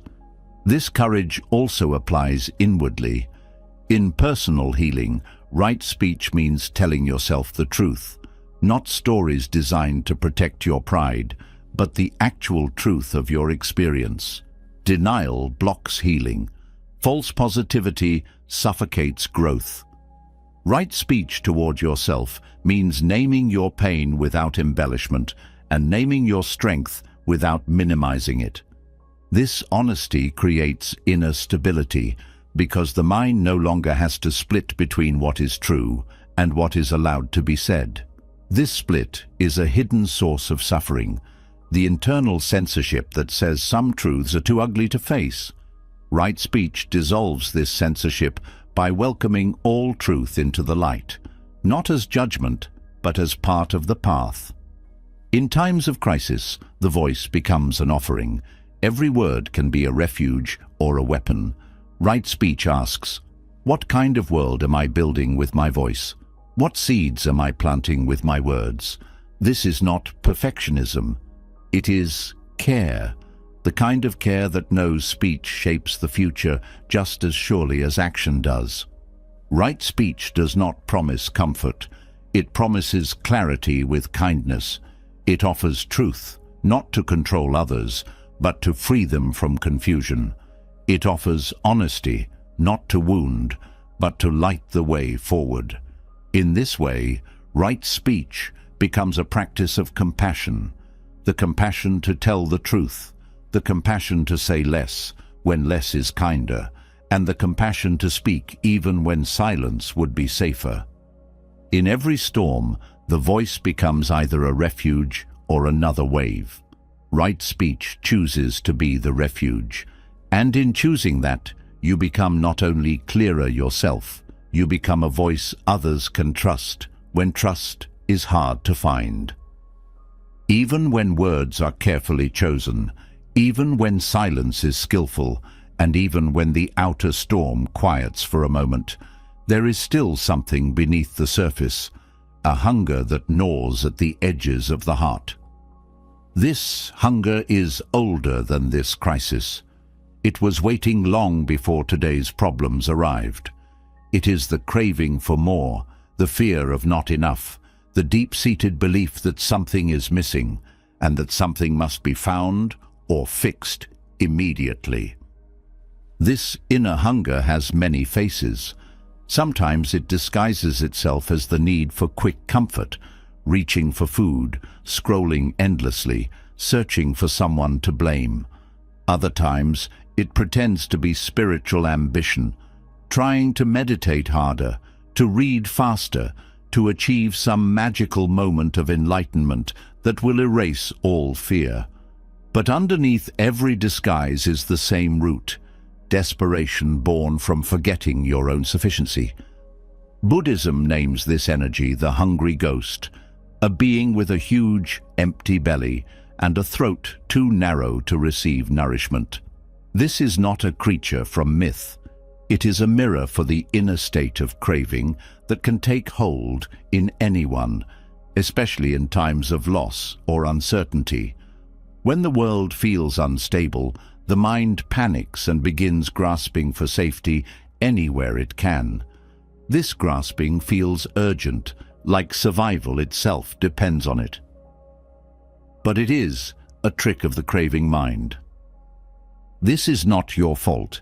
It is how the mind has been conditioned by lifetimes of seeking security outside itself.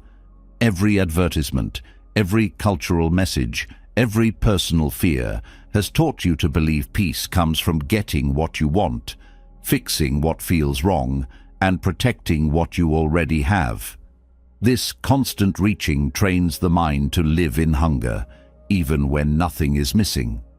In times of actual crisis, this ancient hunger wakes up louder than ever. The hungry ghost feeds on fear, fear of losing what you love, fear of being left out, fear of being seen as weak, fear that you will never be enough. And once the ghost awakens, it starts running the show. It grabs for distraction. It demands answers. It insists that you must solve everything immediately, or you will be swallowed by emptiness. But the hungry ghost cannot be fed with what it wants. It wants everything, and no amount of external comfort will satisfy it. This is because the hunger was never physical. It was never about the food, the money, the praise, or the relationship. The hunger is spiritual disconnection, the forgetting of your own basic completeness. It is the belief that you are fundamentally lacking and that something outside yourself can fill the hole. This forgetting is especially easy in times of loss, because loss exposes the rawness of human vulnerability. It is tempting to believe that if you could only replace what was lost, the job, the relationship, the security, then peace would return. But this is exactly the ghost's game. It keeps the mind chasing one external fix after another, always promising relief just over the next horizon. And each time relief does not last, the craving grows deeper. Taming this ghost does not mean crushing desire or pretending you have no needs. It means seeing through the ghost's illusions, understanding that the hunger it feeds on is a misunderstanding of what you truly are. You're not lacking. You're not incomplete. Even in grief, even in fear, even in chaos, you are already whole. But this wholeness cannot be grasped. It can only be remembered by turning directly toward the hunger itself. This turning toward is the opposite of what the craving mind wants. It wants escape. It wants distraction. But Buddhist practice offers something deeper, the invitation to sit right inside the hunger without trying to solve it. This sitting is not passive. It is a radical act of trust, the trust that if you meet the hungry ghost with awareness instead of feeding it with craving, something will shift. What shifts is not the outer world. It is your relationship to the hunger itself. You begin to see that the feeling of lack is not a personal flaw. It is a passing weather pattern in the mind. It does not define you. It does not own you. It does not need to be obeyed. When you stop feeding the ghost with endless grasping, the ghost begins to shrink. This shrinking does not happen instantly. The hungry ghost has been part of your inner landscape for so long, it feels like who you are. It whispers that without constant wanting, you will disappear. But as you meet it with awareness, not pushing it away but seeing it clearly, you realize the ghost was never you. It was a habit of mind, a survival strategy from long ago that no longer serves you. This is where compassion comes in. The hungry ghost is not evil. It is scared. It is the part of you that once believed you had to perform to be loved, achieve to be safe, and control everything to survive. That part of you is exhausted, and what it needs is not more feeding, but gentle recognition. You tell the ghost, I see you. I know why you're afraid, but you are no longer in charge. This inner dialogue softens the ghost's grip. Instead of reacting to every craving as if it is urgent truth, you create space. The space to choose differently. You stop. When the craving mind relaxes, you begin to taste something the ghost could imagine. Contentment in the middle of imperfection. You realize you do not need to fix every problem before you can breathe again. You do not need to secure every future outcome before you can feel safe again. You do not need anyone else to validate your worth before you remember your own goodness. This contentment is not complacency. It is freedom from desperate needing. It is the kind of ease that arises not because life is perfect, but because you have stopped demanding perfection from life. The hungry ghost doesn't understand this kind of ease because it is built on presence instead of possession. It comes from tasting your own completeness directly rather than trying to collect it from external sources. Taming the hungry ghost also frees your relationships. When you no longer treat others as suppliers of your missing pieces, you love them with less fear and more honesty. You stop clinging to them as sources of safety. You meet them as they are, whole humans, just like you, walking their own path of craving and release. This transforms love from a transaction into a shared presence. This clarity also transforms how you respond to collective crisis. When the hungry ghost runs unchecked, fear spreads like wildfire, fueled by desperation to control the uncontrollable. But when you meet your own craving mind with awareness, you become a stabilizing presence. Others sense it. They lean toward your calm because it reminds them of their own hidden calm. This is why taming the hungry ghost is not just personal healing. It is a gift to the whole community. Every time you interrupt the cycle of craving and panic inside yourself, you reduce the collective weight of human desperation. Every time you meet your own hunger with kindness instead of grasping, you contribute to a world that knows desire does not have to drive every action. This is the heart of Buddhist wealth, the wealth of knowing nothing is missing. It does not mean you stop working for justice or comfort or safety. It means you work without desperation, from the ground of inner sufficiency instead of inner lack. This changes the quality of every action. Action rooted in craving creates more suffering. Action rooted in contentment creates space for real solutions. This contentment is not a gift from outside. It is a remembering, the remembering that your true nature was never broken. The hungry ghost forgot this, and so it ran from life to life, meal to meal, craving to craving, always reaching and never receiving. But you are not the ghost. You are the awareness that can meet the ghost with love and set it free. This freedom is not mystical. It is available now, in the simple act of pausing before you chase the next craving. In that pause lives the whole path. The chance to meet yourself not as a starving seeker, but as a being who was always enough. When the hungry ghost releases its grip and craving no longer controls every thought, something unexpected rises to the surface.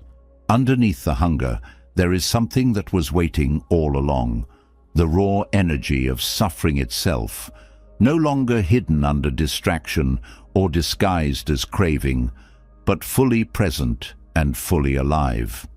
This energy is not the enemy. It holds the seeds of your deepest wisdom, but only if you know how to meet it with something greater than analysis or avoidance. In the Buddhist world, suffering is not seen as a mistake to erase or a punishment to endure. It is understood as a teacher waiting to be honored. And one of the most ancient ways this honoring happens is through Dharma, art, the practice of transforming suffering into expression, turning the raw material of heartbreak into something that illuminates truth for the one who creates and the one who witnesses. This is not art for decoration or entertainment. It is not about talent or performance. It is art as a spiritual offering, a bridge between the personal and the universal. In times of grief, fear, or despair, words often fail. The mind does not know how to explain what the heart feels, but art, poetry, chant, dance, and ritual allow the unspeakable to find shape, giving suffering a body it can move through, and in that movement, something opens. This practice stretches across Buddhist cultures, from the calligraphy of Zen monks in Japan, where each brushstroke is a meditation on impermanence, to the intricate sand mandalas of Tibetan monks, where beauty is created only to be destroyed, teaching the hands themselves that nothing can be held forever. These are not artistic hobbies. They are acts of direct teaching, where suffering is invited to reveal its truth, instead of being hidden or solved. In personal crises, the same possibility exists. When words fall short, the hands can speak. Writing a single line of truth, even if no one ever reads it, is an act of courage. Painting grief in color and form, without needing it to look beautiful, is a kind of prayer without words. Chanting a verse until sound itself carries the weight of sorrow out of the body is a form of healing no analysis can match. This is not self-expression for its own sake. It is expression as a way of discovering the Dharma hidden inside pain. When suffering is only felt inside the mind, it can become vague, endless, and suffocating. But when suffering is given shape, it becomes something you can see, touch, and even bow to. The act of creation turns suffering into something you can have a relationship with, instead of something you are trapped inside. This process works because suffering itself is not solid. It feels overwhelming when it is avoided or suppressed. But when you welcome it into form, you see that it constantly changes. The sadness you write today will not be the sadness you write tomorrow. The anger that colors your painting now will shift into something softer by the time the brush leaves the paper. This is the teaching of impermanence, not as philosophy, but as experience. In collective crises, this becomes even more powerful. In times of war, oppression, and disaster, Buddhist cultures have often responded not only with prayer and meditation, but with communal acts of expressive healing. Entire temples were built not just as places to pray, but as expressions of collective grief and collective hope. Each carving, each painted wall, each rhythmic chant carried the weight of suffering and transformed it into beauty, not to deny the pain, but to give it a place to rest. This does not erase injustice. It transforms the energy of despair into the energy of wisdom.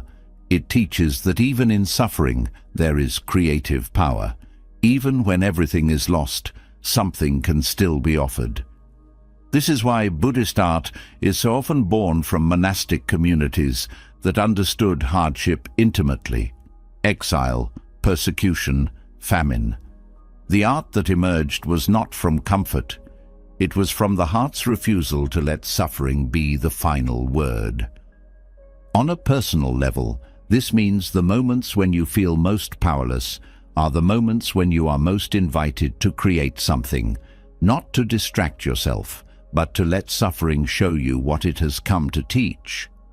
This might mean writing a letter to the fear itself, addressing your pain directly instead of talking about it in the third person.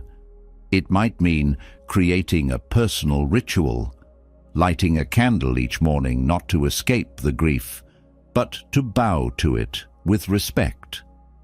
This is the opposite of numbing out. It is a radical act of presence, the refusal to turn away even when turning away feels easier. This is why many Buddhist cultures teach that the hands must practice as much as the mind, because the hands know how to carry suffering differently than thoughts do. The hands know how to make offerings even when the heart breaks. This is why ritual is also part of Dharma art. When monks chant for the dead or write prayers for the sick, they are not pretending they can control fate. They are giving form to love, turning inner care into outer action. This outer action calms the inner storm, because the heart knows it has done what it could, not to fix the world, but to offer beauty and truth back to it. This offering does not require anyone to see it. The sand mandala is swept away, the calligraphy scroll is burned, the chant dissolves into silence. This impermanence is the point. The art does not need to last to be meaningful. Its purpose is to teach the heart how to meet suffering with creativity instead of collapse. The heart learns to express what cannot be solved. This changes your relationship with hardship. When you know that every feeling, no matter how raw, can be given shape and offered, you stop fearing your own heart. You stop thinking pain must be hidden until it's gone. You see pain as material for awakening, not because suffering is beautiful, but because meeting suffering creatively reveals hidden beauty. This creativity is not about skill. It does not matter if the poem is perfect, if the chant is in tune, if the painting looks good. This is not art for praise. It is art for truth. A way of saying to yourself, this is what I feel. This is what I know. This is what life is right now. That truth is the medicine, because suffering grows heavier when it is unnamed and unseen. When you bring it into form, even the heaviest grief begins to breathe. This also softens the fear of future suffering. When you know you have the tools to meet pain creatively, you no longer dread it in the same way. You trust your hands to hold it. You trust your voice to carry it. You trust that no matter how deep the sadness, there is always a way to honor it. This trust does not erase fear, but it gives you confidence to meet life directly. This is why Buddhist cultures do not separate art from practice. The brush becomes the teacher. The chanting becomes meditation. The poem becomes a Dharma talk you give to yourself. Expression and awakening become the same path. The path of turning everything, even suffering, into an offering back to life itself. This understanding means even the most private acts of expression, writing in your journal, arranging flowers for no one to see, are part of the path. They are not indulgent. They are necessary acts of remembering. Remembering that suffering is not the end of the story. It is the raw material from which wisdom is carved. This does not mean glorifying pain. It means trusting that pain can be worked with, that nothing you feel is too ugly or too broken to offer. Every feeling, when given space and form, becomes part of the sacred dialogue between self and truth. And this dialogue is the real art, the art of living awake inside a world that will always break your heart, and still choosing to create something beautiful from the pieces. The hands know what the mind forgets. You were born to offer something, even if that something is just the truth of your own experience, given shape in whatever way feels real. This is not performance. It is prayer without words. It is healing without hiding. It is transforming suffering not by removing it, but by giving it back to life as a gift of honesty. Once suffering has been given shape through creation, and the heart has learned that even its darkest moments can become offerings of truth, another question quietly rises. After the art is complete and the ritual ends, how do you walk forward? Life does not pause for healing to finish. The world keeps moving, and crises keep unfolding. What do you carry with you to meet what comes next? In Buddhism, there is no separate survival kit for hard times and gentle times. There is only the path itself, and at the heart of this path are the 6 paramitas, 6 qualities that are not abstract ideals, but practical survival skills for the soul. They are not just virtues to admire. They are tools to use when life burns. Each one becomes a kind of medicine for a different form of suffering, and together they form a complete way of being when the ground shakes beneath your feet. The first of these skills is generosity. Most people think of generosity as something you offer when you feel full and safe. But in Buddhist practice, generosity is a survival tool exactly when you feel most empty. When fear tells you to close your hands and guard what little you have, generosity opens the hand anyway. It breaks the spell of scarcity by showing you directly that you are never too poor to give. This is not limited to money. In times of personal crisis, the most powerful gift you can offer is presence itself, your attention, your care, your willingness to witness someone else's pain even while carrying your own. Generosity becomes the antidote to isolation, because when you offer even a small kindness, you remember you still have something to give. And this breaks the inner story that says you are powerless. This giving is not self-sacrifice. It is a reclaiming of your own capacity to affect the world, even when you cannot control your own life. It shifts the inner focus from what is missing to what can I offer right now? And in that shift, the mind tastes freedom, not because problems disappear, but because you are no longer a prisoner of your own fear. The second skill is morality. In times of fear, morality can feel like a luxury, something you follow when life is easy. But morality is not about rules for rules' sake. It is the art of protecting your own dignity when the world feels out of control. Crisis often triggers desperation, and desperation leads to cutting corners, saying things you don't mean, treating people like enemies, justifying actions you would regret in calmer times. Morality guards you from losing yourself when the pressure rises. This guarding is not rigid or judgmental. It is self-respect in action. It is the decision to hold your values, especially when life tempts you to throw them aside. When you stay honest in moments where lying would be easier. When you choose care over cruelty even in anger. You are not only protecting others, you are protecting your own sense of who you are. And this sense of inner dignity becomes a kind of armor, the knowledge that even if you lose everything, you did not betray yourself. The third skill is patience, but not the passive patience of waiting for the storm to pass. This is active patience, the ability to stay present inside the storm without demanding it end on your schedule. It is the courage to stand in discomfort without trying to force relief.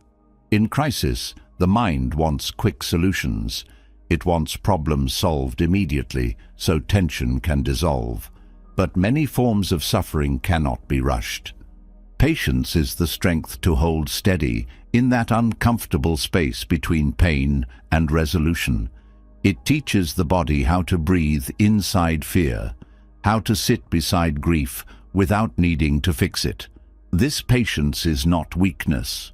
It is a quiet form of bravery, the bravery to trust that reality unfolds at its own pace, and that your job is not to force solutions, but to stay awake through every moment until clarity comes. This patience is not resignation. It is faith in the nature of impermanence, the deep knowing that no storm lasts forever, and that your ability to endure depends not on fighting time, but on meeting each moment exactly as it is. This creates an inner strength that is unshakable, because it is no longer dependent on life matching your preferences. The fourth survival skill is energy, or wholeheartedness. This is not about constant productivity.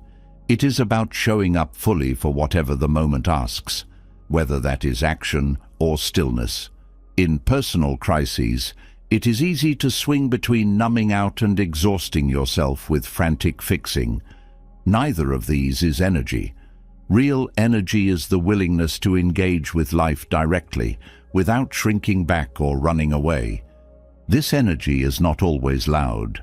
Sometimes it is the quiet energy of refusing to abandon yourself in despair. Sometimes it is the fierce energy of taking action, even when action feels impossible.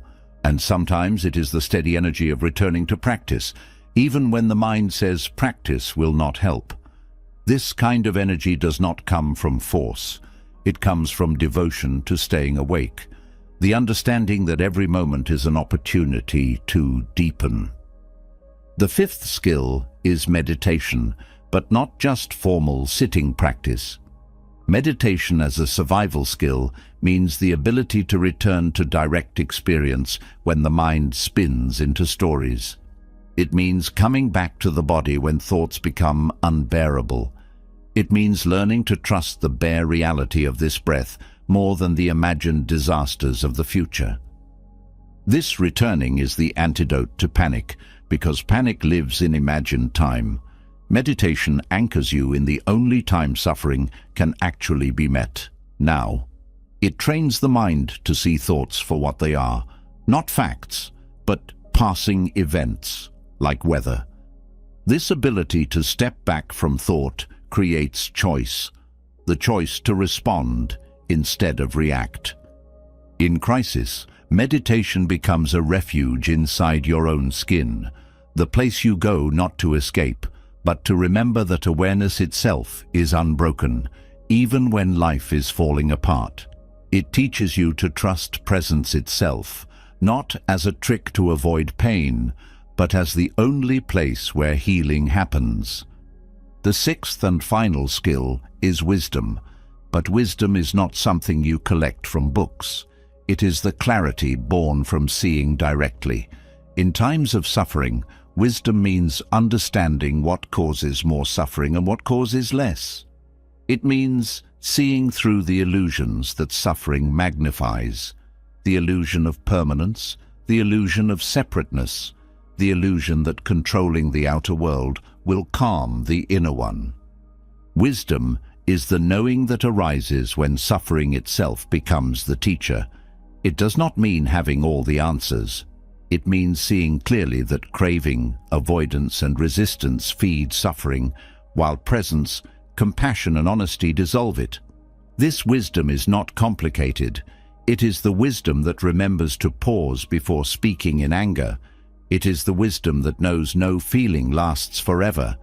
It is the wisdom that remembers, even in grief, you are not alone. When these 6 skills come together, they form a way of moving through the world that no crisis can destroy. Generosity keeps your heart open. Morality keeps your dignity intact. Patience keeps you grounded in the pace of reality. Energy keeps you engaged. Meditation keeps you present. Wisdom keeps you clear. Together, they become a compass that works even when the map is lost. These skills are called paramitas, perfections, not because you must master them perfectly, but because they lead to the perfection of your human potential. They show you that survival is not only about getting through, it is about using hardship itself to become someone who can carry suffering with wisdom and love, not only for yourself, but for everyone you touch. These are not skills for monks alone. They are the birthright of every human heart that longs to live awake, even when life hurts. They are the survival kit already inside you, waiting to be unpacked, not as theories, but as the way you meet today. Even when you carry the wisdom of the paramitas in your heart, there are times when stillness itself becomes too heavy to hold. The body remembers things the mind has not yet faced, and grief begins to live in the muscles, the bones, the breath. No amount of understanding or insight can release the weight that has settled deep into the body's memory.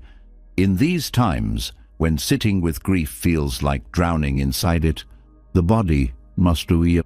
This is why Buddhist traditions do not teach healing only through silent sitting. They also teach walking meditation, not as a secondary practice, but as a path for the body to process what the heart cannot yet name. Walking meditation is not exercise. It is not a method for relaxation or distraction. It is a pilgrimage without a destination, a way of meeting sorrow step by step, allowing grief to move through the body instead of getting trapped inside it. Grief is not only emotional, it is physical. It arrives in tightness across the chest, in the collapsing of posture, in shallow breath, in the heaviness of limbs that no longer want to carry you forward. The body itself carries the memory of every loss, even the ones the mind has tried to forget. Walking meditation offers the body a way to speak, a way to release what cannot be released through thought alone.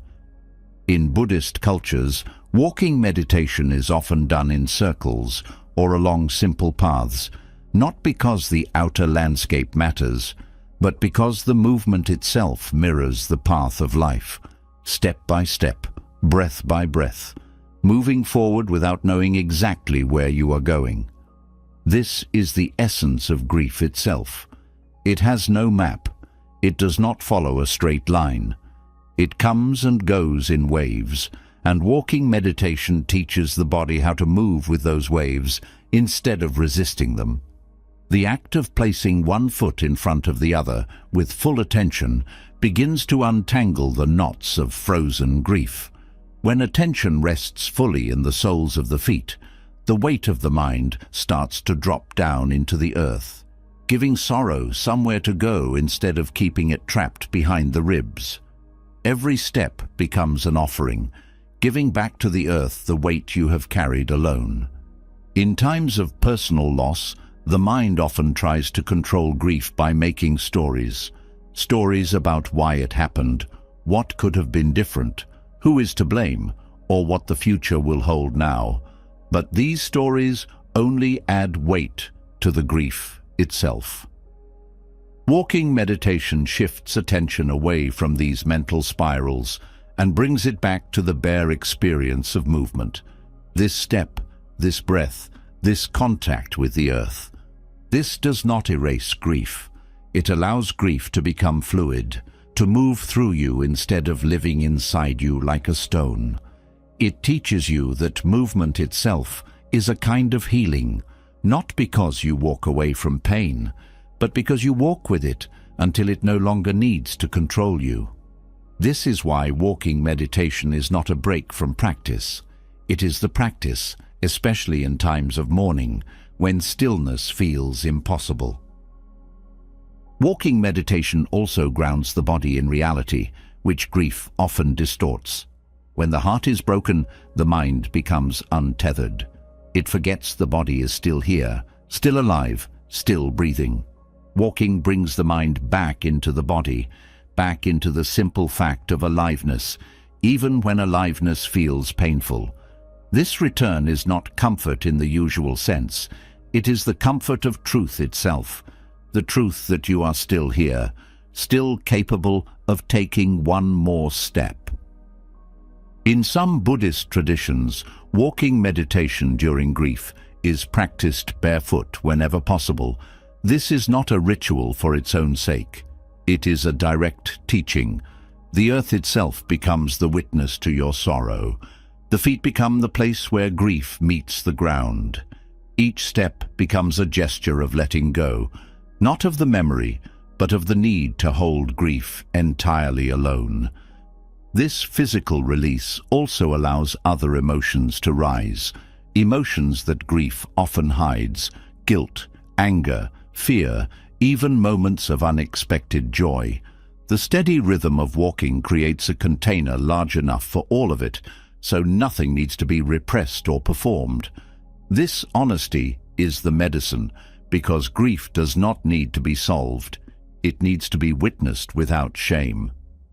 Walking meditation also teaches the body to trust time again. After loss, time itself feels dangerous. The future feels empty. The past feels like a wound. But walking teaches time only exists as this step, this breath. And within that step, you are safe enough to grieve. This is not about moving on. It is about moving with, learning to carry sorrow in motion instead of trying to lock it away. This motion is not aimless.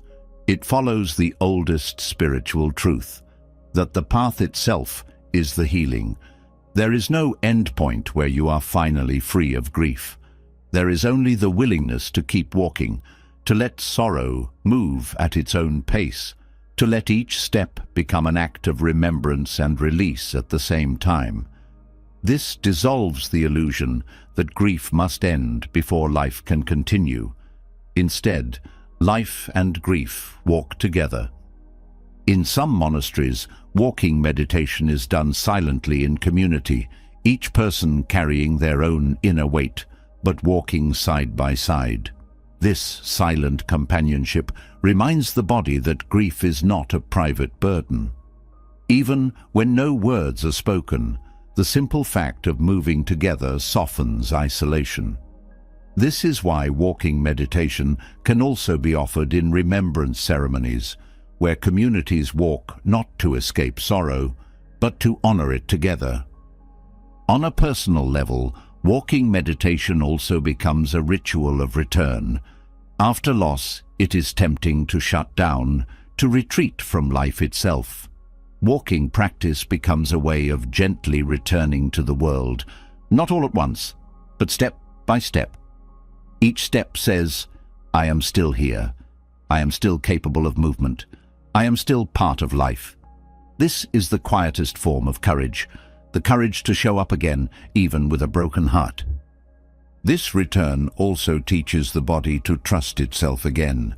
After trauma, the body often feels like the enemy, a place where pain lives, a reminder of what has been lost.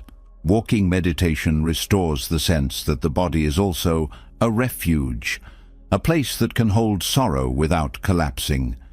This trust does not come from forcing positivity. It comes from feeling the ground under your feet over and over until the body remembers it belongs to the earth. This belonging is the final gift of walking meditation. Grief often makes you feel separate from life itself, cut off from the living, from beauty, from meaning. But walking brings you back into the fabric of the world, where your breath joins the wind, your steps touch the same earth that holds all ancestors, and your movement becomes part of the ancient rhythm of loss and renewal that every being walks through. This is why Buddhist cultures do not treat walking meditation as a small practice. It is recognized as a form of pilgrimage, not to a distant temple, but to the very heart of your own grief, your own healing, your own unbreakable belonging to life itself. Each step is both ordinary and sacred. Ordinary because it is just walking, sacred because it is the body praying without words, asking for nothing except the courage to keep moving. This courage is not about fixing grief. It is about allowing grief to walk beside you without fear. It is about learning that sorrow does not need to be hidden to be carried well. It is about seeing that your heart can break and your feet can still walk, and that both are part of the same truth. The truth that to be human is to lose and love over and over, until walking itself becomes a kind of praise for everything you have ever held and lost. This praise does not need to be loud. Each quiet step is enough. Each step says, I will not run from this pain. I will not rush to solve what cannot be solved. I will walk with care. I will breathe with honesty. I will trust the earth to hold what is too heavy for me alone. This is how grief becomes pilgrimage, a journey not away from pain, but directly through it, until the heart remembers that even in loss, it still belongs to the earth, the sky, and the path that carries every being home.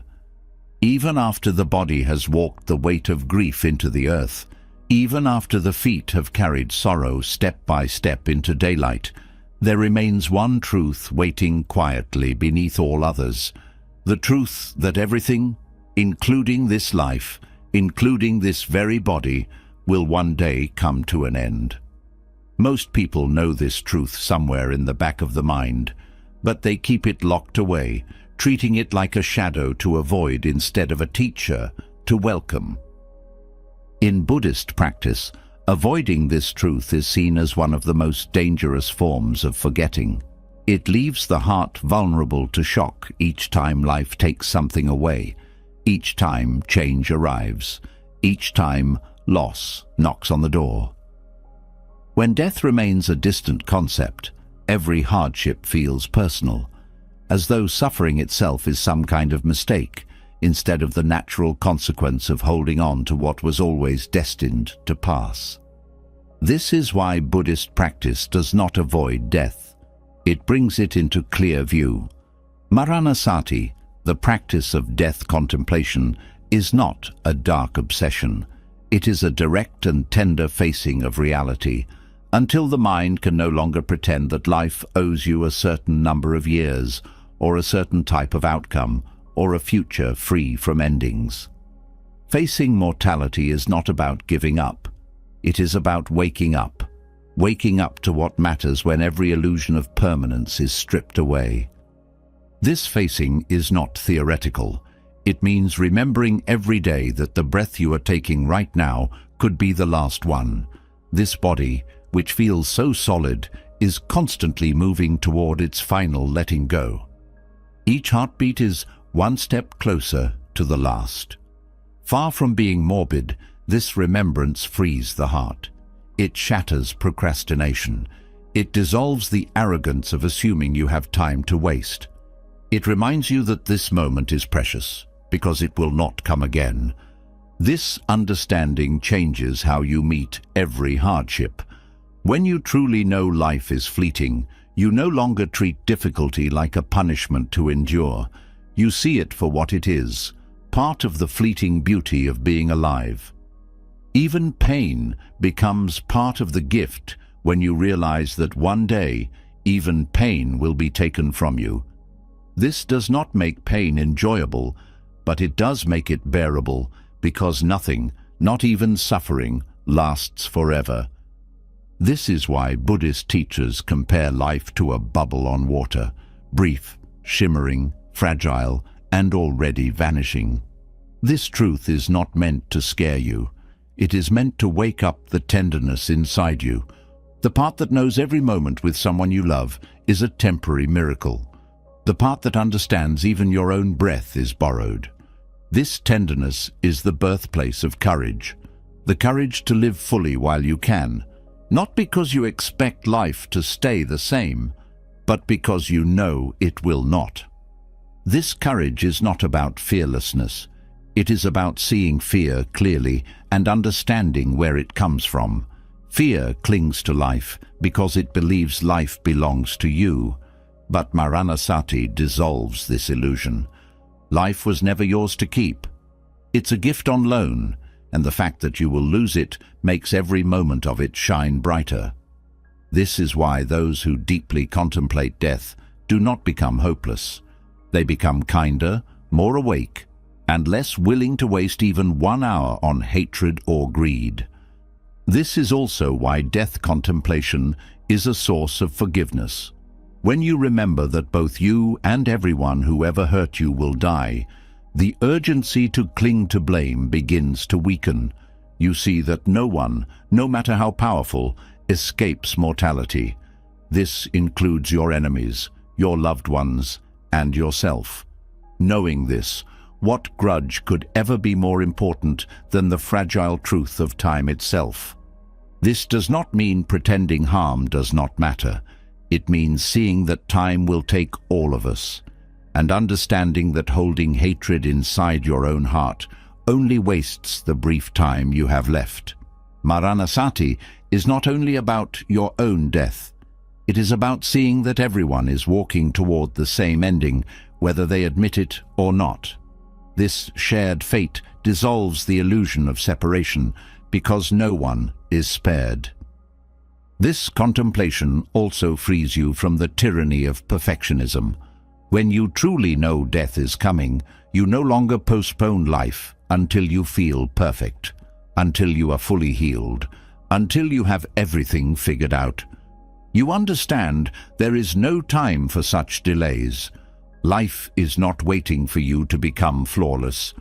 It is happening now, and every breath you spend waiting for a better version of yourself is a breath lost forever.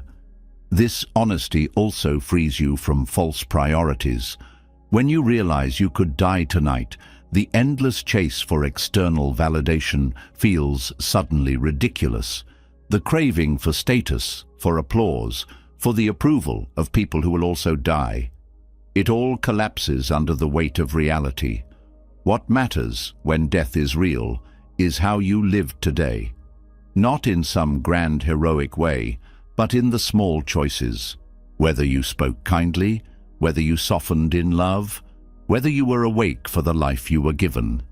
This is why many Buddhist traditions meditate in graveyards or keep skulls on the altar, not out of morbid fascination, but to remember what is true. The body you decorate, protect and praise will one day return to the earth. Knowing this is not meant to create despair. It is meant to break the trance of forgetting so that you do not spend your limited time chasing illusions. This remembrance also dissolves spiritual pride.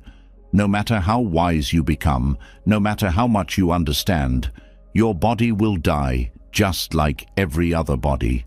This humbles the mind. It reminds you that spiritual practice is not a way to escape mortality. It is a way to meet mortality without fear, to face your own vanishing with the same tenderness you would offer someone you love. This is why death contemplation is a practice of love, not of fear. It teaches you to love life fiercely because it is brief. It teaches you to love others fully because they are also temporary. It teaches you to love yourself without condition because there is no time to waste. And this love, born directly from the truth of impermanence, becomes the courage that carries you through every difficulty. This courage is not the absence of fear. It is the refusal to let fear shrink your life. When you know death is coming, you no longer wait for the perfect time to love, to forgive, to create, to speak your truth. You understand this breath is your only guarantee, and that makes you brave enough to live fully now, not because you know what comes next, but because you know this moment is already enough. This courage also transforms how you meet aging and illness. When death is denied, aging becomes a source of terror. When death is contemplated daily, aging becomes an invitation, a reminder that every line on your face is a mark of having lived. Every ache in the body is a teacher pointing toward letting go.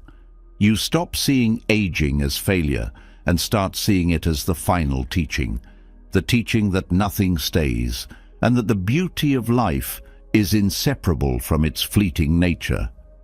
This understanding also softens attachment to identity. When you know death will take not only your body, but every role you ever played, you stop clinging so tightly to who you think you are. You become freer to change, freer to release old stories, freer to meet each moment as new. This flexibility makes you resilient, because when identity is not a prison, change is not a threat. Maranasati also dissolves the fear of failure. When death is real, failure loses its teeth. You understand the real failure is not losing or making mistakes. The real failure is never having shown up fully for your life. With death at your side, you stop waiting for permission to live boldly. You stop holding back your love. You stop shrinking to fit someone else's idea of safety. Because what do you have to lose when everything is already passing? This freedom, born from remembering death, becomes the doorway to real life. Not life postponed until conditions improve, but life lived now, heart open, awake, and unafraid to vanish, because you already made peace with the vanishing itself. When you face your own mortality directly and stop running from the truth that everything you hold will one day dissolve, there is a silence that follows. It is the silence of understanding that there is nowhere left to hide and no illusion left to lean on. This silence can feel like freedom, but it can also feel like standing on the edge of a cliff with no railing, staring into a vastness too large for the heart to hold. It is in this silence, when the old comforts no longer work and the mind can no longer pretend to be in control, that the need for refuge becomes clear. The word refuge is often misunderstood. It is not escape. It is not a place to hide from reality. In Buddhist practice, refuge means a source of safety that does not depend on outer circumstances. It means something you can turn toward when life itself feels unbearable, not to numb out, but to be reminded of what does not break, even when everything else falls apart. This kind of refuge is not found in possessions or even in personal strength. It's found in the three jewels, the Buddha, the Dharma, and the Sangha. Taking refuge in the Buddha does not mean worshipping a historical figure. It means remembering that awakening is possible, even in this life, even for you. It means turning toward the example of someone who walked through confusion, loss, and fear, and still found clarity. This reminder is not meant to inspire blind faith. It is meant to reawaken your own capacity to wake up, because the refuge is not only in the historical Buddha, but also in your own Buddha nature, the part of you that has always been awake, even beneath all the fear. This is why refuge in the Buddha is both external and internal. Externally, you remember there was once a human being, born into a world filled with suffering, who learned to meet that suffering with such complete understanding that his fear dissolved at the root. That memory becomes a mirror, showing you what is possible. Internally, you remember that the same potential exists in you, not as a belief, but as a living seed beneath every layer of confusion. This internal refuge becomes essential during collapse, because personal collapse is exactly the moment when the mind forgets what it is capable of, when grief, failure, illness, or loss tear apart your sense of identity. The small self panics. It tries to rebuild itself quickly, grabbing onto any role, story, or label that feels familiar. But refuge in the Buddha invites you to pause instead of rebuilding, to sit in the ruins and remember that who you are is not your story, but your capacity to see clearly, even when the story is shattered. This capacity is not personal achievement. It is part of the nature of being human, even if you have forgotten it for decades, even if you have never tasted it directly before. The possibility of awakening has always been yours. Refuge in the Buddha is the faith in that possibility, the trust that no matter how far you have fallen, there is still a way to meet life with clarity and compassion. This trust is not blind optimism. It is the lived memory passed down through generations of those who also fell and also stood up again. Refuge in the Dharma is turning toward the teachings, not as abstract philosophy, but as practical guidance for this exact moment. The Dharma does not offer magical solutions. It offers a map for navigating collapse without losing your mind to despair. When the ground falls out from under you, the Dharma does not promise to rebuild it. It teaches you how to stand in midair, how to meet groundlessness itself with curiosity instead of fear. This teaching begins with understanding that collapse is not proof that you failed. It is proof that reality is working exactly as it always has. Everything that rises must fall. Every identity, every role, every sense of self you build will eventually dissolve, not because life is cruel, but because impermanence is the nature of all conditioned things. This is not punishment. It is the truth the Dharma has always pointed toward, the truth that nothing stable can be found in anything that can be lost. This truth is not meant to make you numb. It is meant to wake you up to the freedom hidden inside collapse, the freedom to finally see that your peace does not depend on rebuilding the old life, because your peace was never in the outer form. It was always in the clarity that can meet each moment directly, without clinging to what came before. The Dharma is the map back to this clarity. It does not erase pain, but it shows you how to suffer wisely, how to suffer in a way that leads to understanding instead of bitterness. The Dharma also protects you from the mind's tricks. During collapse, the mind creates endless stories, stories of blame, shame, and hopelessness. The Dharma interrupts these stories with direct reminders. Reminders that suffering is not personal, that craving for control feeds suffering, that presence dissolves fear. These reminders are not empty slogans. They are lifelines, ways to anchor yourself in reality when the mind tries to drown itself in fiction. Refuge in the Sangha means turning toward the community, not as a social club, but as a circle of shared courage. In personal collapse, isolation is dangerous. The mind believes its suffering is unique, its failures unforgivable, its fears unspeakable. But when you sit in the presence of others who also know suffering, who also know fear, who also have faced the shattering of identity, isolation cracks open. You remember that collapse is not exile. It is a doorway into the shared human condition. This is why the Sangha is a jewel. It is a refuge in shared humanity, a place where you no longer have to pretend to be fine, because everyone understands the truth you are carrying. In this space, the burden lightens. Not because others fix your pain, but because being seen in your rawness dissolves the illusion that you were ever alone. Sangha also keeps you honest. When collapse tempts you to numb out, to turn away from practice, to disappear into old habits, the presence of others who are still walking the path reminds you that you do not have to vanish. Their steadiness becomes your reminder that even now there is still a path beneath your feet, even if you cannot see it yet.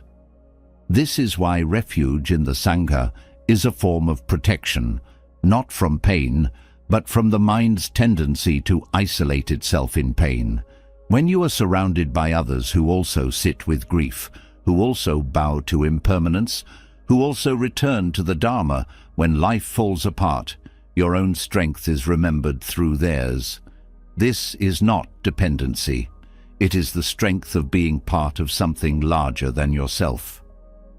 Taken together, the three jewels become a complete safety net, not a net that catches you so you never fall, but a net that catches you when you do. The Buddha reminds you that awakening is possible even now. The Dharma reminds you that there is a way to meet suffering wisely, even now. The Sangha reminds you that you do not have to meet this alone. This is why taking refuge is not a ceremonial moment. It is a daily act. Every time you remember the Buddha's courage, every time you return to the teachings, every time you lean into the presence of others on the path, you're taking refuge again. And each time you take refuge, you remember that no matter how deep the collapse, the ground of awakening is still beneath your feet. This is the secret strength of Buddhist practice. It does not promise you will never break. It promises that even when you break, you can fall into refuge instead of falling into despair. The refuge was always there. It was waiting, beneath every illusion of control, beneath every belief that you had to do this alone. To take refuge is to finally allow yourself to be held by the very path that countless beings have walked before you. Beings who also lost everything, who also doubted, who also despaired, and who also found that awakening can rise even from ruins. This is why refuge is called a jewel, not because it sparkles, but because it is precious beyond measure, the treasure that cannot be taken by time, by loss, or even by death. The refuge is already here. You only have to remember where to look. Even after you have turned toward the Buddha's example, the Dharma's guidance, and the Sangha's support, there is one place where suffering still hides like a splinter lodged deep beneath the skin. It hides inside the story of who you think you are, the image you built piece by piece across your life, the fragile sense of self you have spent years protecting. No amount of external refuge can fully reach this place until you are willing to question the story itself.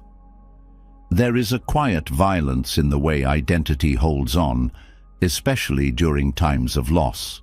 When life breaks apart, the mind rushes to defend the image it holds of itself. It says, "I am the one who was always strong. I am the one who built this family. I am the one who never fails." When reality threatens those stories, the mind feels attacked, not just by life's events, but by the possibility that the story itself might not survive. This is why some of the deepest pain during hardship is not physical or even emotional. It is the fear that who you thought you were is dying. This fear is rarely spoken out loud because it feels so personal, but in Buddhist understanding it is not personal at all. It is the natural consequence of mistaking a fragile story for your true self. When the outer world no longer reflects that story back to you, the mind panics. It thinks you are disappearing. But what is disappearing is only the illusion that you were ever a fixed identity. Buddhism names this illusion atta, or selfhood, the belief that somewhere inside this body and mind there is a solid person who exists independently, unchanged by time, separate from the flow of reality. This belief feels natural because it has been rehearsed every day since childhood, but it is the root misunderstanding that makes suffering feel so personal. When life threatens the identity you have built, the mind experiences it like a physical attack, because it does not know who you are without the story. This is where anatta, the teaching of non-self, becomes medicine. Anatta does not mean you do not exist. It means that what you call me is not a single solid thing. It is a constantly changing process, a river of thoughts, emotions, memories, habits, and conditions, all flowing together for a moment, then changing again. The suffering of identity collapse happens because the mind tries to freeze the river, to hold on to one shape, one role, one definition of self, and declare, "This is me forever." But the river does not obey. Life keeps moving, and the moment reality contradicts the story you told about yourself, suffering explodes. Not because life is cruel, but because clinging to a fixed identity in a changing world always creates tension. The tighter the grip, the sharper the pain when reality shifts. This is why letting go of identity is not loss. It is relief. It is stepping out of the prison cell you built for yourself and discovering that you were never meant to fit inside a single story. This letting go does not mean abandoning responsibility or ignoring your history. It means seeing clearly that no story can contain the fullness of what you are. Even the truest story is only a snapshot, and clinging to it blocks you from meeting reality as it is now. This is why identity loss, painful as it feels, is also an opportunity. It is a forced invitation to stop defending a fragile image and start discovering what you are beneath all images. This discovery is not philosophical, it is direct experience. Each time you sit in silence and watch thoughts arise and pass, you see it. Each thought claims to be you. This is my opinion, my fear, my desire. But none of them stay. They appear, perform for a moment, and dissolve. If you were any one of those thoughts, your existence would end when the thought ended. But something remains. The simple awareness that knows each thought comes and goes. This awareness has no story. It does not need one. It is the part of you that does not break when life breaks. This is why the teaching on non-self is not cold philosophy. It is radical kindness. Kindness to yourself, because it releases you from defending what does not need defending. It lets you become fluid instead of brittle. So change no longer feels like personal failure, but part of the natural flow of being alive. This kindness extends to others too. Because when you understand your own identity is not fixed, you stop demanding others stay the same. You stop punishing people for changing, because you understand change is what we all are. This fluidity becomes essential during personal collapse, because collapse dismantles identity by force. You lose the job, the role, the relationship, the health, the reputation, and each loss feels like losing a piece of yourself. But if you see through the illusion of fixed self, loss becomes something different. It becomes a stripping away of what was never truly you. This stripping hurts, but only because the mind believed the story was who you are. When identity is no longer clung to, loss still brings grief, but the grief does not become self-destruction. It is grief for what was shared, for what was meaningful, for what was real in its time. But it is not grief for your own existence, because existence was never tied to any single version of self. This is the freedom hidden inside non-self. It is not emptiness in the way the ego fears. It is fullness without boundaries. The understanding that you can be anything life calls for next, without needing to defend what came before. This also dissolves shame, because shame depends on believing in a fixed identity, the belief that you are permanently stained, permanently broken. When identity is seen as a flowing process, there is no permanent self to be ruined. There are actions that cause harm. There are consequences that must be faced, but none of them become the final definition of who you are. This frees you to meet your own mistakes with honesty instead of self-hatred, because you are not protecting an image. You are simply learning, moment by moment. This radical non-clinging also transforms how you respond to praise and blame. When praise arrives, the clinging mind wants to add it to the identity. Now I am the successful one, the wise one, the strong one. When blame arrives, the same mind wants to either defend itself or collapse in shame. But when identity is not clung to, praise and blame become weather, passing conditions that do not define the sky itself. You still feel them, but they no longer decide your worth. This freedom is not numbness, it is flexibility. It means you can meet life as it is, without needing to constantly protect or rebuild an identity. This flexibility is strength, because it allows you to bend without breaking, to move without losing yourself, because there is no rigid self to lose. This is why in Buddhist practice, softness is power, the softness of meeting reality directly, without demanding it protect your sarina. This also dissolves the fear of being misunderstood, because when identity is no longer a performance, other people's opinions lose their grip. Their praise no longer inflates you. Their judgment no longer crushes you.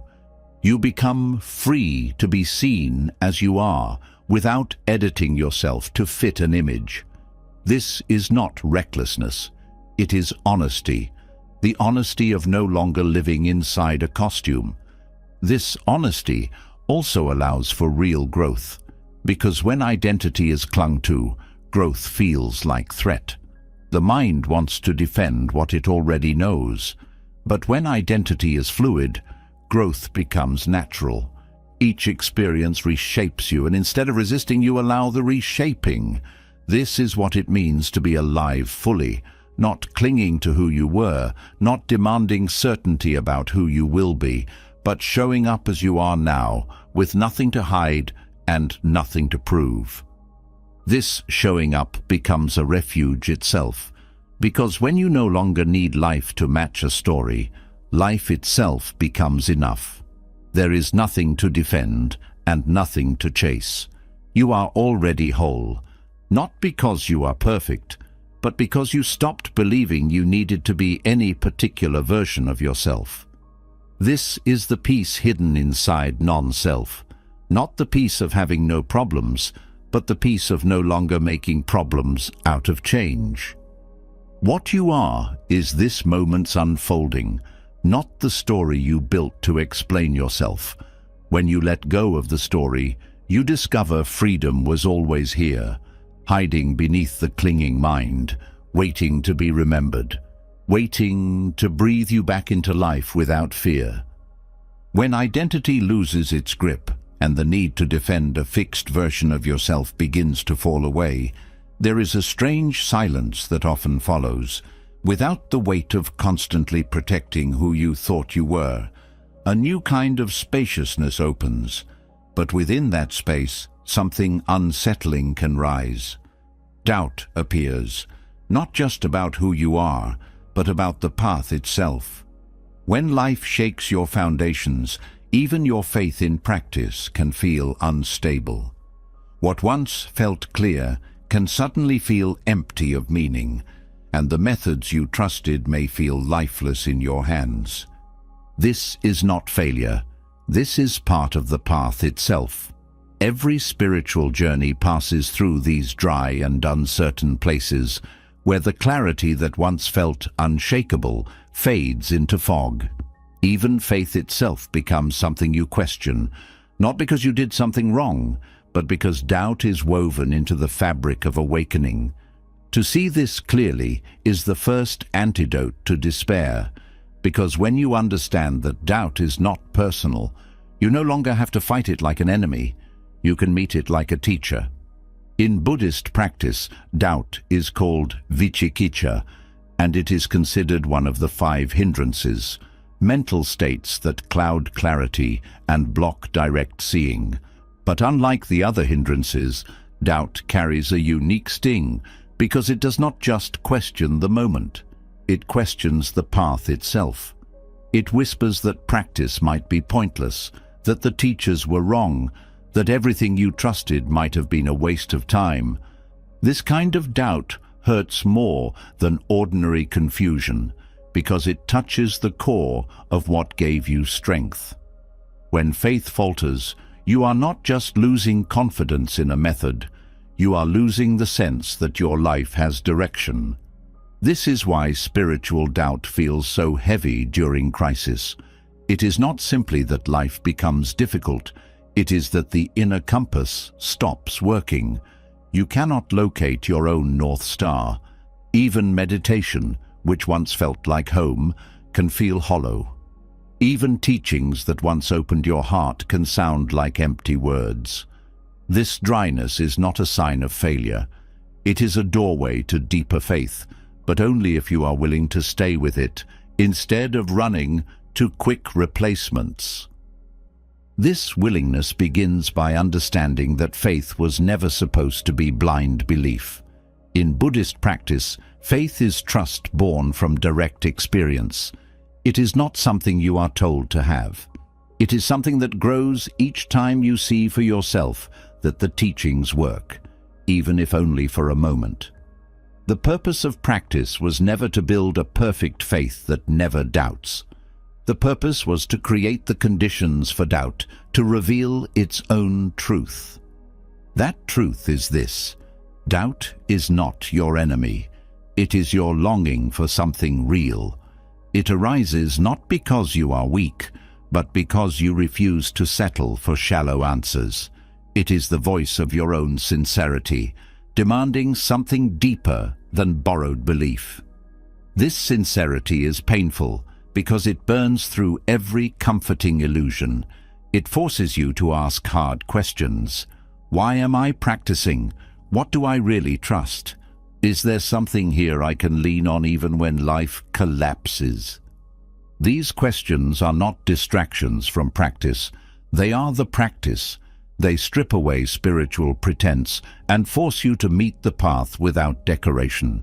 They dismantle the tendency to practice for results, to meditate for peace, to follow teachings for comfort. What is left, after every motive is exposed, is the bare willingness to meet reality as it is, even if reality offers no immediate reward. This is where faith becomes something much deeper than belief. It becomes faith in reality itself. Faith not that life will improve, but that you can meet life directly, even when it hurts, even when the path feels empty. This faith is faith in your own capacity to be present, not faith in specific outcomes. It is faith that awareness itself is enough, even if awareness reveals nothing but discomfort and silence. This shift from faith in what happens to faith in the capacity to meet what happens is what makes doubt transformative. It breaks the mind's attachment to using practice as a tool to get somewhere. It ends the bargaining mindset that says, if I meditate enough, life will feel better. It replaces all of that with a simpler faith. The faith that presence itself can hold whatever arises, even loss, even dryness, even doubt itself. This does not mean doubt disappears. It means you stop being afraid of doubt. You stop needing to resolve every question before you continue walking. You learn to walk with doubt beside you, treating it not as proof of failure, but as proof that you care deeply enough to question everything. This shift is what turns doubt into curiosity, not the anxious craving for answers, but the gentle willingness to ask without demanding immediate certainty. This gentle questioning softens the mind's panic. It creates space for something quieter to emerge. The understanding that faith was never about answers. It was always about the courage to stay present inside the mystery. This kind of faith outlives every collapse because it no longer depends on certainty. It is the faith that knows there is value in showing up, even when nothing makes sense. This shift also dissolves the craving for spiritual experiences. When faith is confused with excitement, with feeling inspired, with peak moments of bliss, it becomes fragile. The moment those feelings fade, doubt rushes in to declare the path dead. But mature faith understands that real practice is not exciting most of the time. It is ordinary. It is the faithfulness of showing up for your life, moment after moment, breath after breath, without needing fireworks. This kind of faith is humble.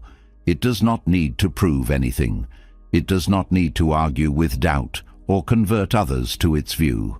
It simply trusts the process of being awake, even when awakening feels like confusion, even when clarity disappears for months or years.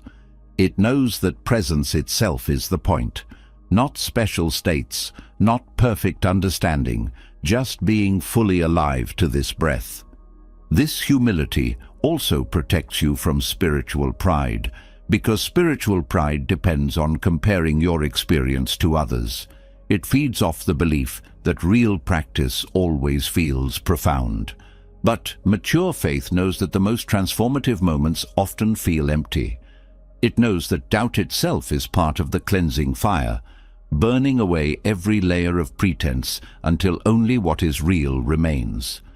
This faith is quiet strength, not the strength of feeling invincible, but the strength of being willing to not know. It is the strength to walk with uncertainty, to stay open when every part of the mind wants to close. This strength does not come from outside. It arises directly from meeting doubt without running away, from seeing that doubt does not need to be solved, only understood. This understanding also frees you from comparing your path to others. When doubt arises, it is tempting to assume others have something you lack, more faith, more clarity, more certainty. But real practice teaches that every sincere practitioner meets doubt. The only difference is whether they see doubt as a failure or as part of the journey. The ones who keep walking are not the ones who never doubted. They are the ones who learned how to doubt well.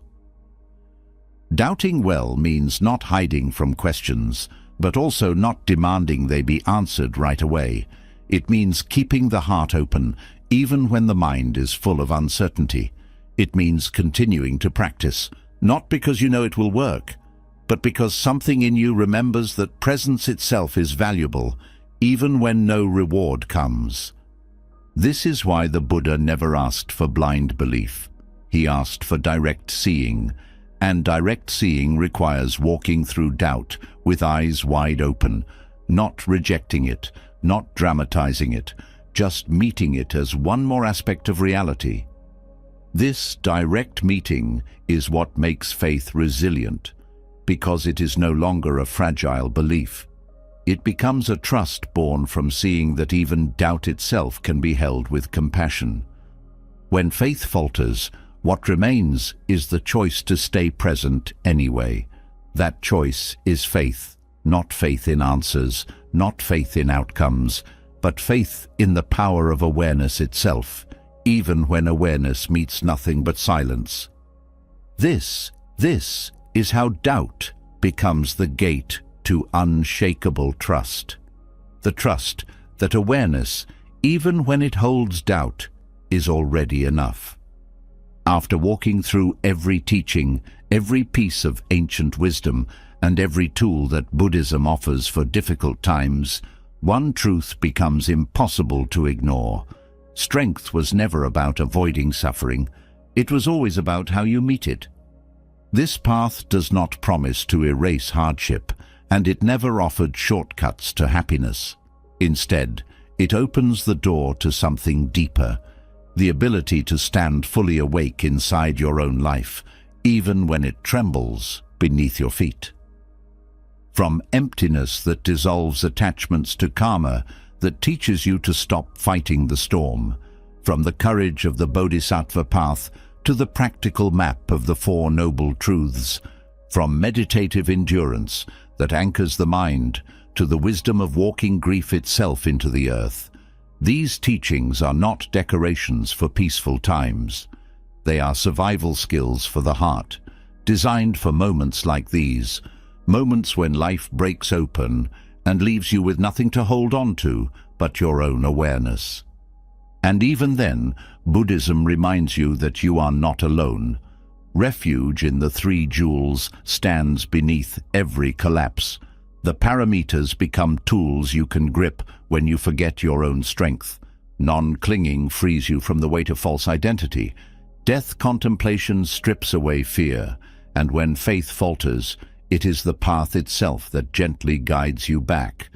Every practice, every teaching, every reminder points to the same truth.